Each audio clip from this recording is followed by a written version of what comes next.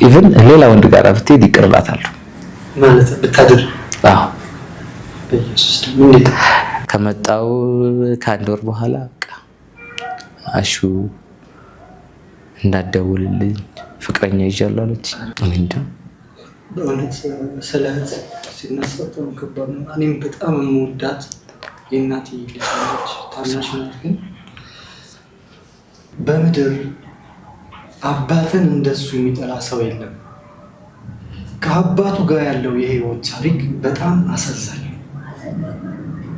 በአጠገቡ ያሉ ሰዎች አባታቸውን የሚጠሉ ከሆነ ለሱ የቅርብ የልብ ወዳጁ ናቸው።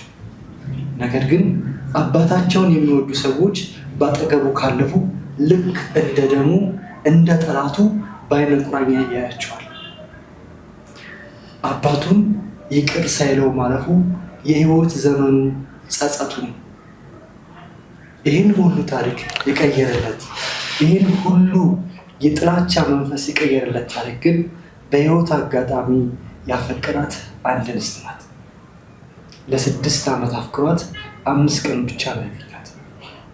እሷ ለእሱ ትልቅ ጥላቻ አላት፣ እሱ ግን ከልቡ ያፈቅራታል። ከፍቅሩ ብዛት የተነሳ እሷ ደስ ይላት ዘንድ ስታገባ ሞሽሮ ሰርጓን ሙሉ ወጪውን ችሎ ደግሶ አክብሮ እስኪድራት ድረስ ደስ የሚሰኝበት ፍቅር ያለው ባለታሪካችን ዛሬ አሸናፊ ካሳዬ ነው። ሰላም እንደምን አላችሁ ውድ የቻናሌ ተከታታዮች፣ ቢኒያም ነኝ። ይህን ቪዲዮ እስኪያልቅ ድረስ ሰብስክራይብ፣ ላይክ፣ ሼር እያደረጋችሁ አብራችሁን ሁኑ። የዛሬው ባለታሪኬ አሸናፊ ካሳዬ ነው። እንደምን አላችሁ? እግዚአብሔር ይመስገን። እንዴት ነህ? እግዚአብሔር ይመስገን አለሁ። እንግዲህ እስኪ ያው ታሪክህን ከልጅነት ጀምረህ አውራለን። እሺ ያው ስሜ አሸናፊ ካሳዬ ይባላል። ያው ተወልጄ ያደግኩት ያው ሐረርጌ ውስጥ ነው። ያው ሐረርጌ የፍቅር ሀገር ነው። ሐረርጌ ያው ጭሮ ተወለድኩ፣ በልበሌቲ ገለም ተምሬያለሁ። ዳንሴ ያው ገጠር ውስጥ ነው ያደግኩት። ያው እናቴ የገጠር ልጅ ነች። ጭሮ መጣሁ፣ አሰበ ተፈሪ ጭሮ ማለት ነው። እዛ ተወለድኩኝ። እስከ 5 ዓመቴ ያው ጭሮ ነው የኖርኩት። ከዛም በኋላ አያቴ ጋራ እናቴ ለመስቀል ነው ለበዓል ሄደች፣ በዛው አረፈች። እኔም እዛው ገጠር ቀረሁኝና እዛው አያቴ ጋራ ማደግ ጀመርኩ። ከእናቴ ጋራ በጣም ጥብቅ ያለ ቁርኝነት ነበረኝ። በነገራችን ላይ ሽንት ቤት ስትሄዱላ አልለያትም አሉ። ያው እኔ እሷ ስትሞት ወይ 4-5 ዓመት ቢሆነኝ ነው እና ሽንት ቤት ስትሄዱላ ከሷ አይደለኝም አሉ። በቃ ዋይ ነው አበብ ነው ዋይ የት ነሽ? እና ከሷ ጋር መለየት አልችልም፣ እሷም ከኔ አትችልም። እና ትምህርት ቤት አልሄድም አሉ። ምክንያቱም እኔ ከእናቴ መለየት አልችልም። ምን አለች ስትነግረኝ አያቴ፣ በቃ አሁን መስከረም ላይ ያው እሷ መስከረም 23 ነው የሞተችውና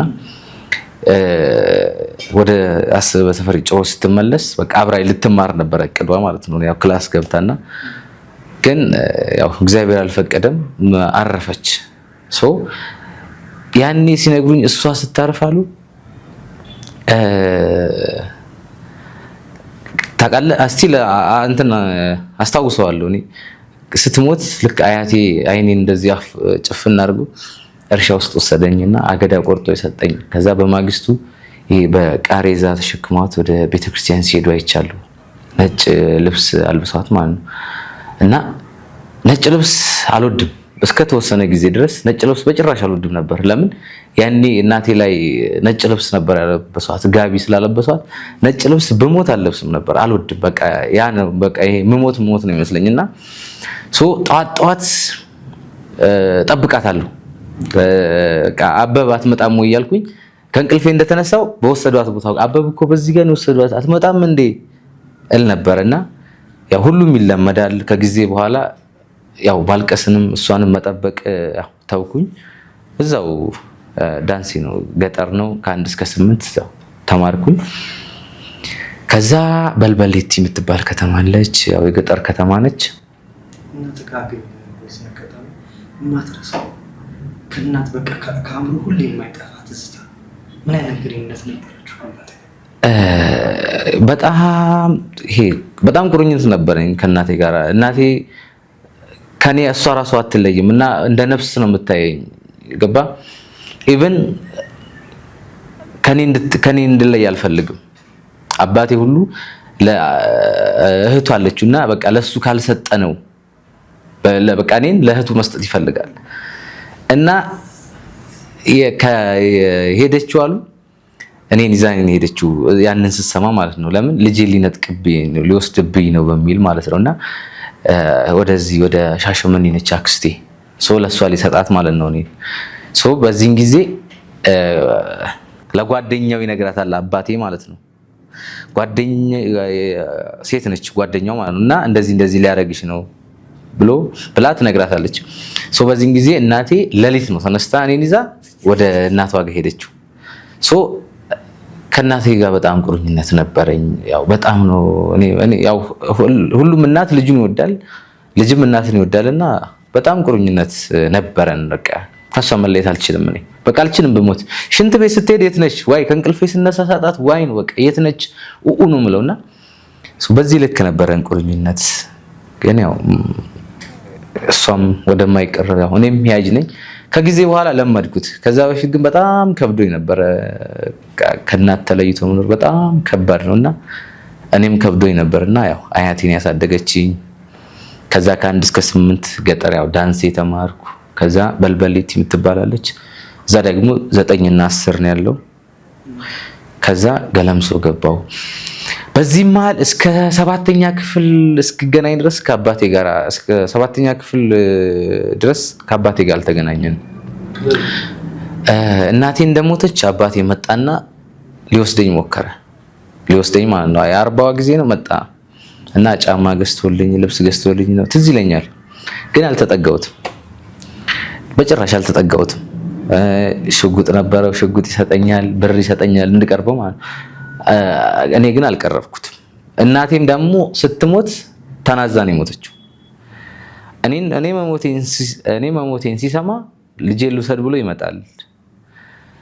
ልጁ ከፈለገ ይሂድ፣ ልጁ ካልፈለገ ግን እንዳሰጥብኝ ብላ ላያቴ ማለት ነው ለአባቷ ተናግራ ነው የሞተችው። እና ትምህርትም ስለማልወድ እንደውም የሀብሏን አስቀምጣልኛለች ስቲል አለኛው በቃ ይሄ ለወግ ለማዕረግ ሲበቃ ዳርልኝ በምድር የሰጠውን በሰማይ ይቀበልሃለሁ አለችኝና ጀስት እንደምትሞትም ታውቋት ነበር አሉ። ኢቭን እኔ ከሷ ጋር እንደዛ በጣም ጥብቅ ያልኩት ልጅ ልትሞት አካባቢ 2 ቀን ሲቀራት አሉ እሷ ጋር እሱ ይሄ እንዴት ነው መቅረብ ከሷ ጋር እምቢ አልኩኛል። ለብቻ ከእናቴ ተለይቼ ነው የማድረው በቃ አልቀርባት አልኩኛል። እና እኔም እናቴ አሁን ስታወራኝ ይገርማታል። እሷ ታውቋታል እናቴ ማለት ነው። እኔም በቃ ከሷ ጋራ ልትሞት በቃ እንትን መቀራረብ ፈራው ተውኳት። ከሷ ጋራ መራቅ ልቀፍ ስትለኛል እምቢ ነው ብላት እሷ ስትይዘኝ ዋይ ነው ብለው እንግዲህ እንደዛ በጣም መወዳት ማለት ነውና ወይ በቃ የተሰማኝ ነገር ሊኖር ይችላል አላውቅም። እና እኔ ራሱ ይገርመኛል። አባቴ መጣ ልውሰደው አለ። በቃ እኔም አልቀረብኩትም ሄደ። ከ8 ዓመት ምናምን ዓመት በኋላ መጣ ተገናኘ። ያቺን ካርስቶ ሲመጣ ምን አይነት ስሜት ነበር የተሰማው? ጫማና አንገስቶ ሊመጣ አይ የአባትነት ስሜት የለኝም አላውቀው። እኔ አባት ስሜት ስለማላውቅ ምንም አይመስለኝም። ስለዚህ አልቀረብኩትም፣ ማቀፍም አልፈለኩም። ገባ። ስለዚህ እሱም ሄደ። ከዛ በኋላ አልተገናኘንም። በአክስቴ አማካኝነት ነው። አክስቴ እዚህ ጭሮ አለች ሰው ተፈሪ ማለት ነውና የሱ ጓደኛ ያው አባቴ መከላከያ ነበር። መከላከያ ውስጥ እዛው ካምፕ አጠገብ ጭሮ ካምፕ ሰፈር ውስጥ ካምፕ አለ መከላከያዎችና እናቴ ደግሞ እዛው ሰፈር ነው የምንኖረው ነበር። እዛው ነው የተጋቡት። እዛው አብሮ የነበረ የሚያውቀው እዛው ጭሮ የሚኖር ጓደኛው ነበር የድሮ ማለት ነው። በሱ አማካኝነት ተገናኘን። እሱም ጭሮ አሰበ ተፈሪ መጣ፣ አገኘሁት፣ ሄደ እና ከዛም በኋላ ራሱ እኔና እሱ አንስማማም። በቃ እኔና አባቴ እንዲህ በስንት ዓመት ተገናኝቶ እንዲህ እኔ የአባትነት ስሜት በቃ የለኝም ለሱ። ኢቭን እሰድበው ነበር። በቃ በጣም አጸያፊ ስድብ ሁላ እሰድበው ነበር። አሁን ሳስበው በጣም ይዘገነኝ በነገራችን ላይ። ይሄ የአባትና የልጅ ቁርኝነት የለንም። እኔም ሴንስ አላደረገውም። እንደ ማንኛውም ሰው ነው የማየው። ምን ይመስላል ይሄን ስሜት? አባትን አባቴ እንዳትቀበል ያደረገ ነገር አንደኛ አብረን አላደግንም። በጊዜው ደግሞ የሚገባኝን ነገር አላረገልኝም ነበር። አንድ አባት ለልጁ ማድረግ ያለበትን አላረገልኝም። ያ ነገሩ በቃ እኔና እሱን እንደዚህ አደረገኝ።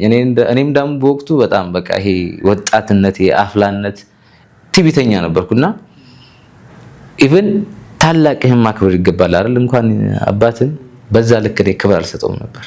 ያ ያደረገኝ ደግሞ እኔ ሪዝን አለኝ፣ ምክንያት አለኝ። ገባ? ከዛም ውጪ የምሰማው ነገር አለ። በቃ ከእናቴ ጋር የነበረው ግንኙነት እናቴ ጋር ላይ አንዳንድ በቃ አደረሰባት ይነግሩኛል። እዛው ጭሮ ሰፈር ውስጥ ማለት ነው። ያው ማቃቸው ሰዎች በቃ ይነገረኛልና እኔ እናቴን በጣም ነው የምወዳት። ያን ያህል ስቲል ሳላውቃት ራሱ ከሷ ጋር ያን ያህል ሴንስ በህፃንነቴ ነው ያው ያረፈችው።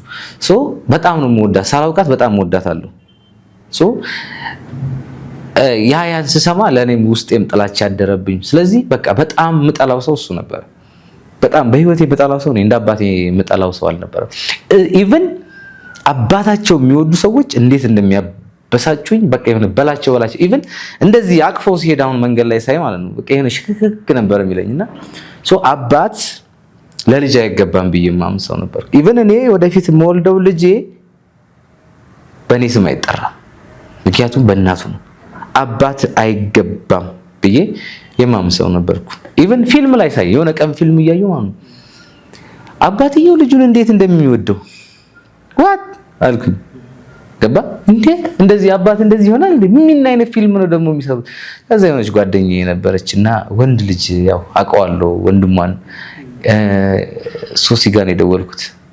ሄሎ ሶሲ አልኳት። አቤት አለችኝ። አባትሽ ሱራፌልን ይወደዋል እንዴ አለችኝ።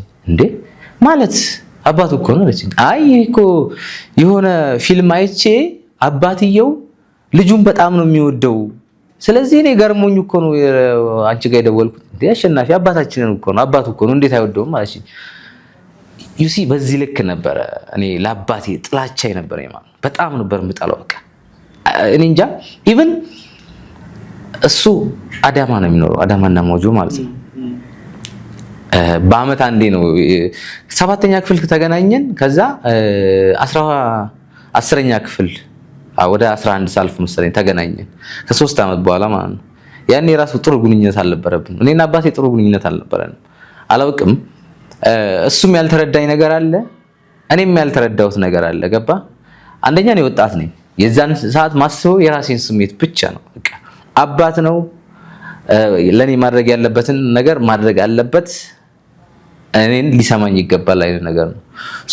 እሱ ደግሞ በዛ ልክ አልመጣንም። ይሄ ቅርርብነቱም ስለሌለን በቃ ምንም አይመስለኝም። ኢቭን ከዛ ዩኒቨርሲቲ ገባው።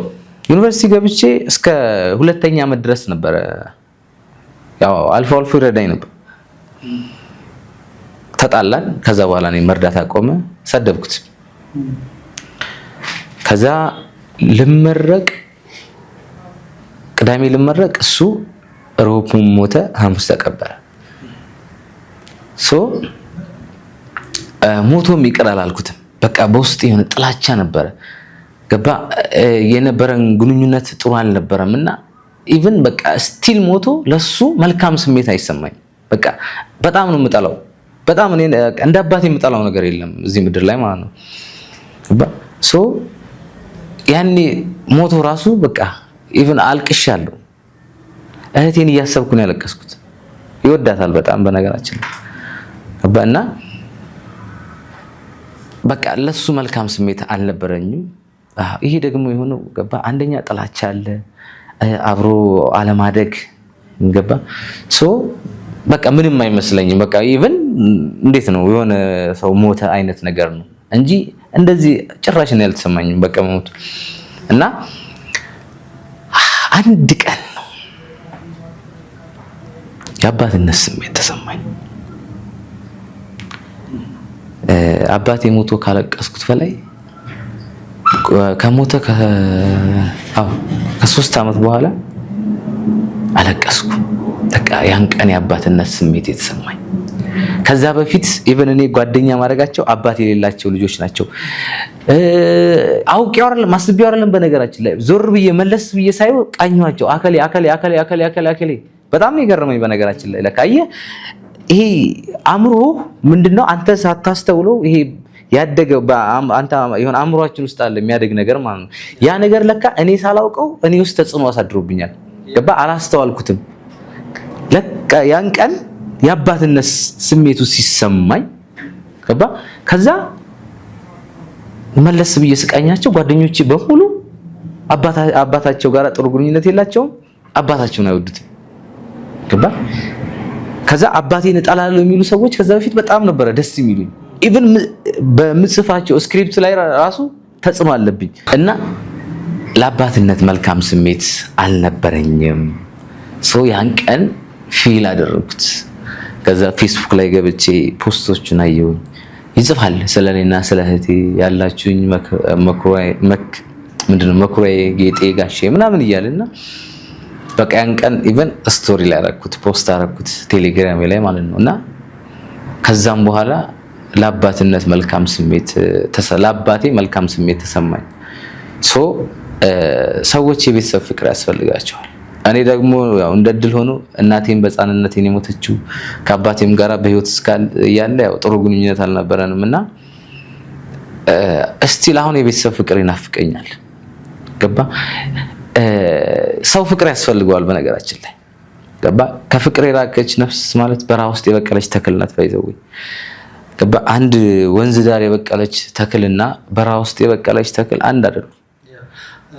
ሰዎች ማለት ነው ስፔሻሊ ልጆች የቤተሰብ ፍቅር፣ የአባትነት ፍቅር፣ የእናትነት ፍቅር በሚገባ ካልተሰጣቸው ተጽዕኖ አለው ሲያርጉ ማለት ነው። እኔ አሁን እንዳልከው ነው ነገሮች ውስጣችን ላይ የሚቀበሩት ዝም ብለው አይደለም። ኢንቴንሽናሊ በውስጣችን እያደጉ መጥተው የሆነ ጥላቻ የሆነ ፍቅር እና እኔም ታሪኬ እንዳንተ ተመሳሳይ ነውና ለመጀመሪያ ጊዜ አባቴን ለማግኘት በጣም ፍቅር ነበረኝ እና አባቴን ሳገኘው የተሰማኝ ስሜት አለ። አንተ ያዛን ትንሽ ነፍስ ካወቅክ በኋላ በ7 ዓመት ነው 7ኛ ክፍል እያለ ስታገኝ ምን አይነት ኤክስፒሪየንስ አደረክለት? ምን ተሰማክ? እኔ አሁን እናቴን ሳገኘው ነው በቃ አይዊሽ በዛ ሰዓት አባቴን ባገኘው ምናምን እላለሁ። ገባህ? ምን አይነት ስሜት ነበር? ቅፍ ሲያደርግ ወይ የፍቅር ስሜት ሰጥቶ ነበር? እንዴት ነበር ያሳለፋችኋት ያችን ቀን? ከአባት ጋር የተገናኘባት ነው የመጀመሪያዋ ቀን ትዝ ይለኛል። እሱ ከግቢ ወጥቶ ሞጆን የተገናኘ ነውና ገና ከሩቅ ሳየው አላውቀው ስለ በጻንነቴ ነው መጥቶ ያየኝ። አላውቀው መልኩን አላውቀው እንትና ልለው በስልክ ነው የተደዋወልነው። ገባ። እንባዬ በዚህና በዚህ ሲወርድ ትዝ ይለኛል። ገባ። አንዳንዴ በነገራችን ላይ ውስጣችን ጥላቻ ቢኖርም አንዳንዴ ሰውነታችን ደግሞ ይሄ የጥላቻውን የሆነ ጥላቻው ብዙ ነገሩ የሚከማችበት የአእምሮ ክፍል አለ። ይሄ ሰው የሆነ ፖዚቲቭ የሆነው ነገር ያንኛውን እንዲህ ሲጫነው ይሄ ሰውነት እንትን ሲል ሴንስ ታደርገዋለህ፣ ባይዘው ፊል ታደርገዋለህ። ጥላቻ እኮ አለ። ገባ። ኢቭን እኔ አባት ግን ይቅር በለው ከምባል እላለሁ ዛሬ ልትሞት ነው መንግስተ ሰማያት ትገባለህ ብባል ደስ እያለኝ ሲኦል እመርጣለሁ የምል ሰው ነበር። ደስ እያለኝ በኮንፊደንስ ማለት ላስታርቅ ሲሉኝ ያመኛል። በነገራችን ላይ ህመም አለ። እኔ አሁን ሰዎችን እረዳለሁ። ይቅር በለው ሲባል የሆነ ሰው ይቅር አይደለም ይላል። ሴንስ አደርገዋለሁ፣ ፊል አደርገዋለሁ። ጊዜ ያስፈልገዋል እላለሁ። በነገራችን ላይ ጊዜ ያስፈልገዋል። ለምን? ስለማውቀው ማለት ነው። ህመምና ቁስል ባንዴ አይደለም። ገባ። ያ ህመም ደግሞ ቶሎ ሊድን የሚችለው በታከመና ያልታከመ ቁስል እኩል አይደለም። አንድ ሰውነት ላይ የሆነ ቁስል ቢታከምና ባይታከም እኩል ጊዜ አይፈጅም። ባይዘው የታከመው ቶሎ ይድን። ገባ። አብዛኞቻችን አሁን እኔ በጊዜ ስነ ልቦና ባለሙያ ያስፈልገኝ ነበር። ለምን? ያ ጥላቻ ገባ። ጥላቻ በጣም መጥፎ ስሜት ነው። አንተን አያረግህም። ውሳኔዎች፣ አኗኗርህ በሙሉ ጥላቻ ላይ የተመሰረቱ ናቸው። እዚህ በጥላቻ ላይ የተመሰረተ ነገር እያንዳንዱ ደግሞ ውሸት ነው ማለት ነው። አብዛኛው ህይወቴ የውሸት ነበር። እኔ እህቴ ታስታርቀናለች ነበር። እህቴን በጣም ነው የምወዳትና በቃ እሷ የምትለኝ ሰው የሚወደውን ሰው ይሰማል። በነገራችን ገባ። እኔ ለእህቴ በቃ ንጹህ ፍቅር አለኝና እሷ ወደፊት ታስታርቀናለች ነበር። ገባ። እና ያው ህይወት መቼ እንደሚያበቃ እናውቅ ገባ ነገ እንላለን ግን ሁሉም ነገር አሁን ነው እና እኔ ስለተሰጣውራ የመጀመሪያ ጊዜ አባትን ስታገኝ ወደ ቤተሰብ ወስዶ ነበር እህትን አስተዋውቆ ነበር እኔ ኤክስፒሪየንስ ያደረኩት አባቴ ለብቻ በድብቅ ነበር ያገኘኝ አይ ፊል ቀኑን አውቀዋለሁ ጊዜውን አውቀዋለሁ በእኔ እንዳፈረብኝ ተሰምቶኝ ነው የሄድኩት ላገኘው ስመጣ በጣም ደስተኛ ነበር ወንድሞች እንዳሉኝ ያውቅ ነበር ነገር ግን በውጭ አግኝቶ ቤተሰብ ሳያስተዋውቀኝ ነበር የወጣውና ያንተስ አባት እንዴት ነው እህትን አስተዋውቆ ነበር እህትን መቼ ተዋወቃት ስትተዋወቃትስ ምንድን ነበር የተሰማት አንዳንዴ እኔ አሁን እንዳልኩ አያቴ ጋር ነው ያደግኩት አያቴ ጋር ልጆች ታሳድጋለች በእንደዚህ አይነት ደግ ነው ሂደት ነው ያደግነውና እኔ ፍቅር ረሃብተኛ ነኝ ኢቭን ስቲል በነገራችን ላይ የፍቅር ረሃብ አለብኝና ያው የእናቴን ፍቅር አላውቀውም የአባቴን ፍቅር አላውቀውም ያኔ እንዳገኙት ያው ዘመዶቹንም አላውቃቸውም ነበር እንደተገናኘን ወደ ዘመዶቹ ነበር የወሰደኝ ሻሸመኔ ማለት ነው እዛ አጎቴና አክስቶቼን አወቅኳቸው ዘመዶቼን ተዋወቅንና ከዛ እንደተመለስን ያው እህቴ አዳማ ነበረች ያኔ ሳገኛት የ5 ዓመቷ ነበርና ያው የ5 ዓመት ነች ያው ምንም አታውቅም ያው ወንድምሽ ነው ያሏት ገባ ያን አብረን ስላልኖርን ስላላደገን ያው እንደማንኛውም ሰው ነው የምታየኝና ያው በጊዜ ሂደት ያው እያደገች ስትመጣ ነው እንጂ በጊዜው ያው እኔ ደስ ያለኝ ምክንያቱም ኢቭን ስቲል እኔ አያት አለው በነገራችን ላይ በጣም ነው የምወዳት እንጃ እንዴት ነው ልክ ይሄ እንዴት ነው እኔ እንጃ እኔ በጣም ነው የምወዳት እስማ እንበህል ይመጣ ነው እንዴ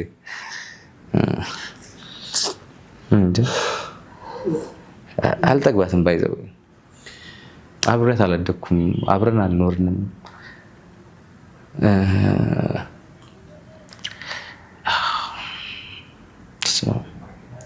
እኔ ልክ እንደማፈቅራት ልጅ ፎቶውን አያታለሁ ታውቃለህ በቃ ኢቭን ይሄ ህይወት በመኖር ስዳከም ህይወት እንዴት ነው በውጣ ውረድ አለና በዛ ውስጥ ኢቭን እሷ መኖር እህት እንዳለኝ ሳስብ መልካም ስሜት ይሰማኛል ገባ ለመኖር እጓጓለሁና እንዴ በእውነት ስለ እህት ሲነሳ በጣም ከባድ ነው እኔም በጣም የምወዳት የእናቴ ልጅ ነች ታናሽ ናት ግን ብዙ ነገር ትከፍላለች እህትን የመሰለ ነገር የለም ማለት እንደ ታናሽ መጥቶ ለኔ ግን ታላቅ ሆና ቤታችንን ብዙ ነገር አድርጋለች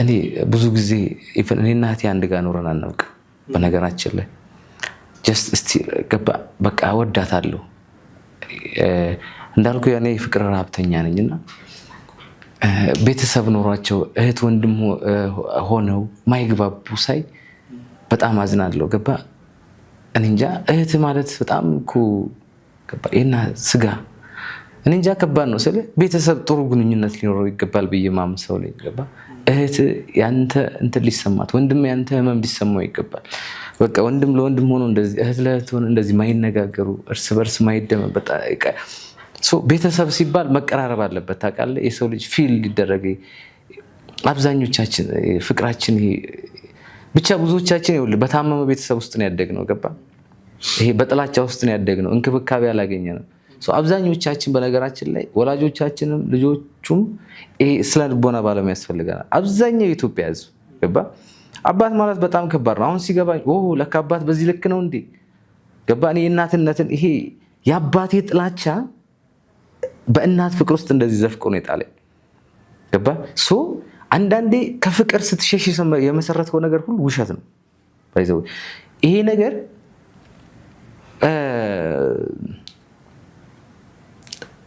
እንዳልኩ ቀደም ድርሰት አጻጻፊ ላይ ራሱ ተጽዕኖ አሳድሮብኝ ነበር ባይዘው ገባ ካራክተሮች በሙሉ አባታቸው የሚጠሉ ናቸው እናታቸውን ግን በጣም ይወዳሉ አሁን እኔ እናቴ እኮ እንዲህ ክፉ ናት የሚለኝ ሰው በለው ነው የሚለኝ በለው ገባ እናቱ ደግ ናት ብዬ ነው የማስበው የአባትነት መልካም በቃ ይሄ ጥላቻ የአባትነት መልካምነት እንዳይታየኝ ጋረደኝ ገባ አባት መቼም ቢሆን መልካም ሆኖ አይታየኝ። በቃ ጥላቻ እንደዚህ ጋርዶኛል። በቃ ጋርጄዋለሁ፣ መስማትም አልፈልግም። ግን አሁን ሳስበው አባትነት ከባድ ነው። አባትነት ታውቃለህ አይችልም። እኔ እንጃ የሆነ ቲክቶክ ቪዲዮ አይቼ ነበር። ሰርፕራይዝ እያደረጓቸው ነው። እናትየዋ አቀፈቻቸው ሄዳ፣ አባትየው ግን ስሜቱን መቋቋም አቅቶት ቤቱን ጥሎ ወጣ። አባትነት አልገባኝም አልኩኝ። ገባ እስቲ ለእኔ ክርስቲያን ነኝ። ክርስቶስ ምን አለ? ይቅር በሉ ይቅር እላቸዋለሁ። እኔ ግን ይቅርታ ማድረግ አቃተኝ። አየህ ይቅር ማለት ብዙዎቻችን ያቃተን ጥላቻ እንዲጋርዱናል። ያንን የጥላቻ የተጋረደውን ውስጣችን ያለውን ነገር ደግሞ ማውጣት አለብን። ጥላቻ ወደፊት አያስኬድም፣ ወደኋላ ዩሲ የሰው ልጅ ግቡ ፈጣሪን አመስግኖ መንግስተ ሰማያት መግባት ነው አይደል? እኔ ግን ታረቀው ብባል እኮ አባቴን ታረቀው አባትህን ታረቀው ብባል ደስ እያለኝ ሲኦል እመርጣለሁ የምል ሰው ነበር። ግን ክርስቲያን ነኝ፣ ማዕተብ አለ አንገቴ ላይ። ጥላቻ በዚህ ልክ ነበረ እኔን ዜሮ ያደረገኝ። ከይቅርታ ርቆ ዛሬን እንዳልኖር ገባ ነገን እያሰብኩኝ ትላንትናን እያሰብኩኝ በህመም ውስጥ ገባ። ከዚህ ነገር ደግሞ ፍቅር ነው ነፃ ያወጣኝ። እኔ በፍቅር ነፃ ያወጣው ሰው ነኝ፣ ነፃ ነኝ። ያፈቀርኳት ልጅ የእሷ ፍቅር ነው እኔን ከአባቴም ጥላቻ ከብዙ ነገሮች ነፃ ያወጣኝ። ለክርስቶስ ያለኝን አመለካከት የቀየርኩበት ክርስቶስን ያገኘሁት እኔ በፍቅር ነው። ያችን ልጅ የኮሮና ጊዜ ነው፣ ግቢ ነበርን። ከግቢ እንደሄድን ከ3 ወር በኋላ ነው ድንገት አየኋት እና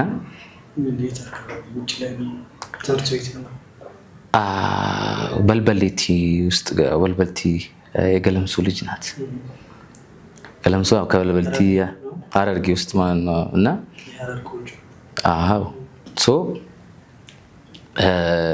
ከዚህ እንደሄድን ብቻ ወደ 10 ሰዓት አካባቢ ገደማ ነው። ቀኗን ሰዓቷን አውቃታለሁ። እሑድ ቀን ወደ 10 ከምናምን ነው ወደ 11 ሰዓት ብቻ ከ10 እስከ 11 ሰዓት ባለው እና ድንገት ስወጣ ነው ያየኋት። የተሰማኝ ስሜት አላውቀውም። ያችን ልጅ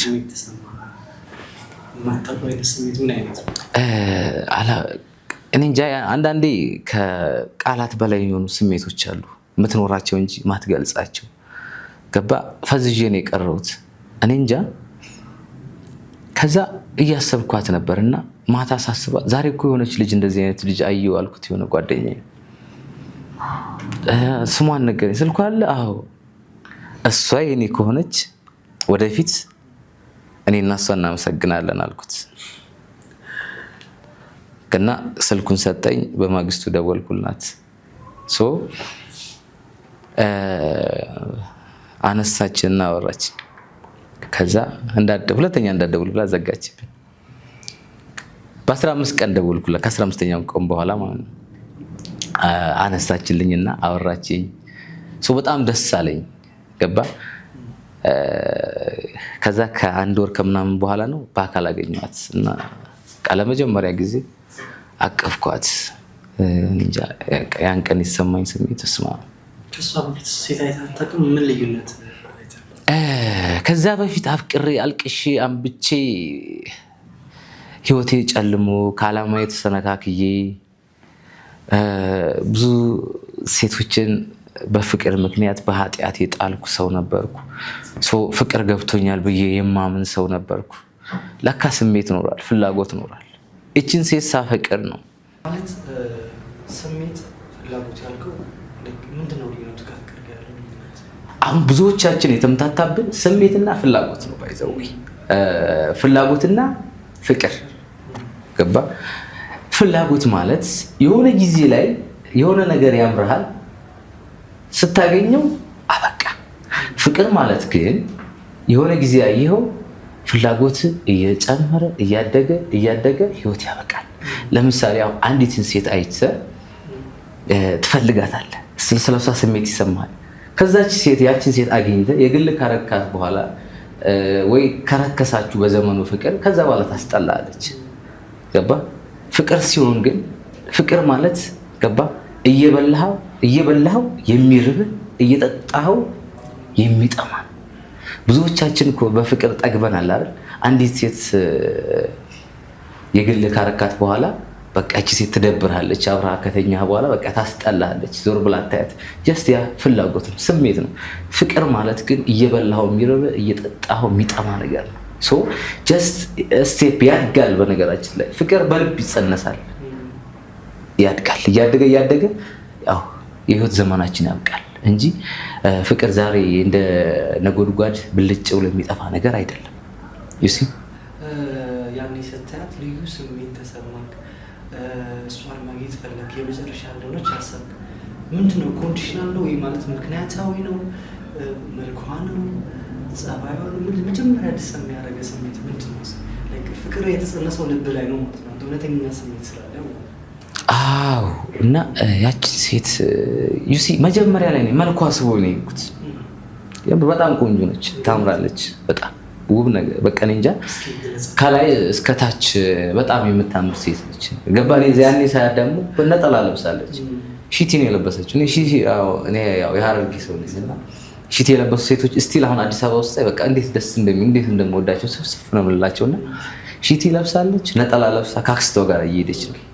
እስኪ እኔ ሊያት መልኳ ንገረኝ እስኪ ምን አይነት እስኪ ውበቷን ግለጽ እስኪ። ያው አጠር ያለች ነች፣ ቀይ ናት። ባይዘው እኔ ቀይ ሴት አልወድም። ዩሲ አንዳንዴ ማለት ነው በነገራችን ላይ ፍቅር ከፍላጎት ከአንተ ህግጋት አውጥቶ በራሱ ህግ ይመራል። እኔ ጸይም ሴት ወዳለሁ፣ እሷ ቀይ ናት። ሶ እቺ እንዴት ነው እኔ ልባም ሴት ነው ማለት ባይዘው አሁን ባጣትም ያ ለሷ ያለኝ መልካም ስሜት ስቲል አለ። መልካም ስሜት አለኝ። መልካም ነገር ነው የምመኝላት፣ እንድታድግ በቃ በህይወቷ ደስተኛ ህይወት እንድትኖር ነው የምፈልግላት። ስቲል ማለት ነው የሌላ ሰው ሆናና ሰው በነጠላ እንደዚህ ተሸፍና በጣም በቃ የሚያምር አለባበስ ነበር የለበሰችውና ሱሪ አትለብስም ባይዘው ሰው በቃ የቤተክርስቲያን ልጅ ናትና ጸይም ነች። እንትን ማለት ቀይ ነች፣ ያው ነጠላ ለብሳለች፣ አጠር ያለች ነች እና ብቻ በጣም የምታምር በጣም በቃ ቆንጆዬ ሴት ነች። ባይዘው በጣም የሆነ አንዳንድ ሰዎች አሉ እየተስታረጋቸው ልብን ስብር ላሉ ቁጭ። አሁን እኔ ልጅቷን ማየት ፈለጉ ጋር ለምሳሌ የአፍንጫ አወራረድ፣ የአይኖቹ አቀማመጥ፣ ፈገግታዋ ነው፣ ከንፈሯ ነው። በነጠላ ውስጥ የሚታዩ ውበት አለ። አንዳንድ ሴቶች ብዙ ጊዜ ቀሚስ ለብሰው ጡታቸውን ገራጠው ስለሄዱ ውብ ይመስላችኋል እና ቀሚስ ለብሰው ግን ልብን የሚሰሩ ሴቶች አሉና ላይ እስኪ ምን አይነት አለባበስ ላይ የለበሰችው? ፊቷ ላይ ያለው መልክ፣ ፈገግታዋ፣ አይኖቿ እንዳልኩ ቀይ ነች፣ አጠር ያለች፣ አይኖቿ በጣም ያማምራሉ። ባይዘው እኔ እንጃ እንዴት ልግለጽልህ።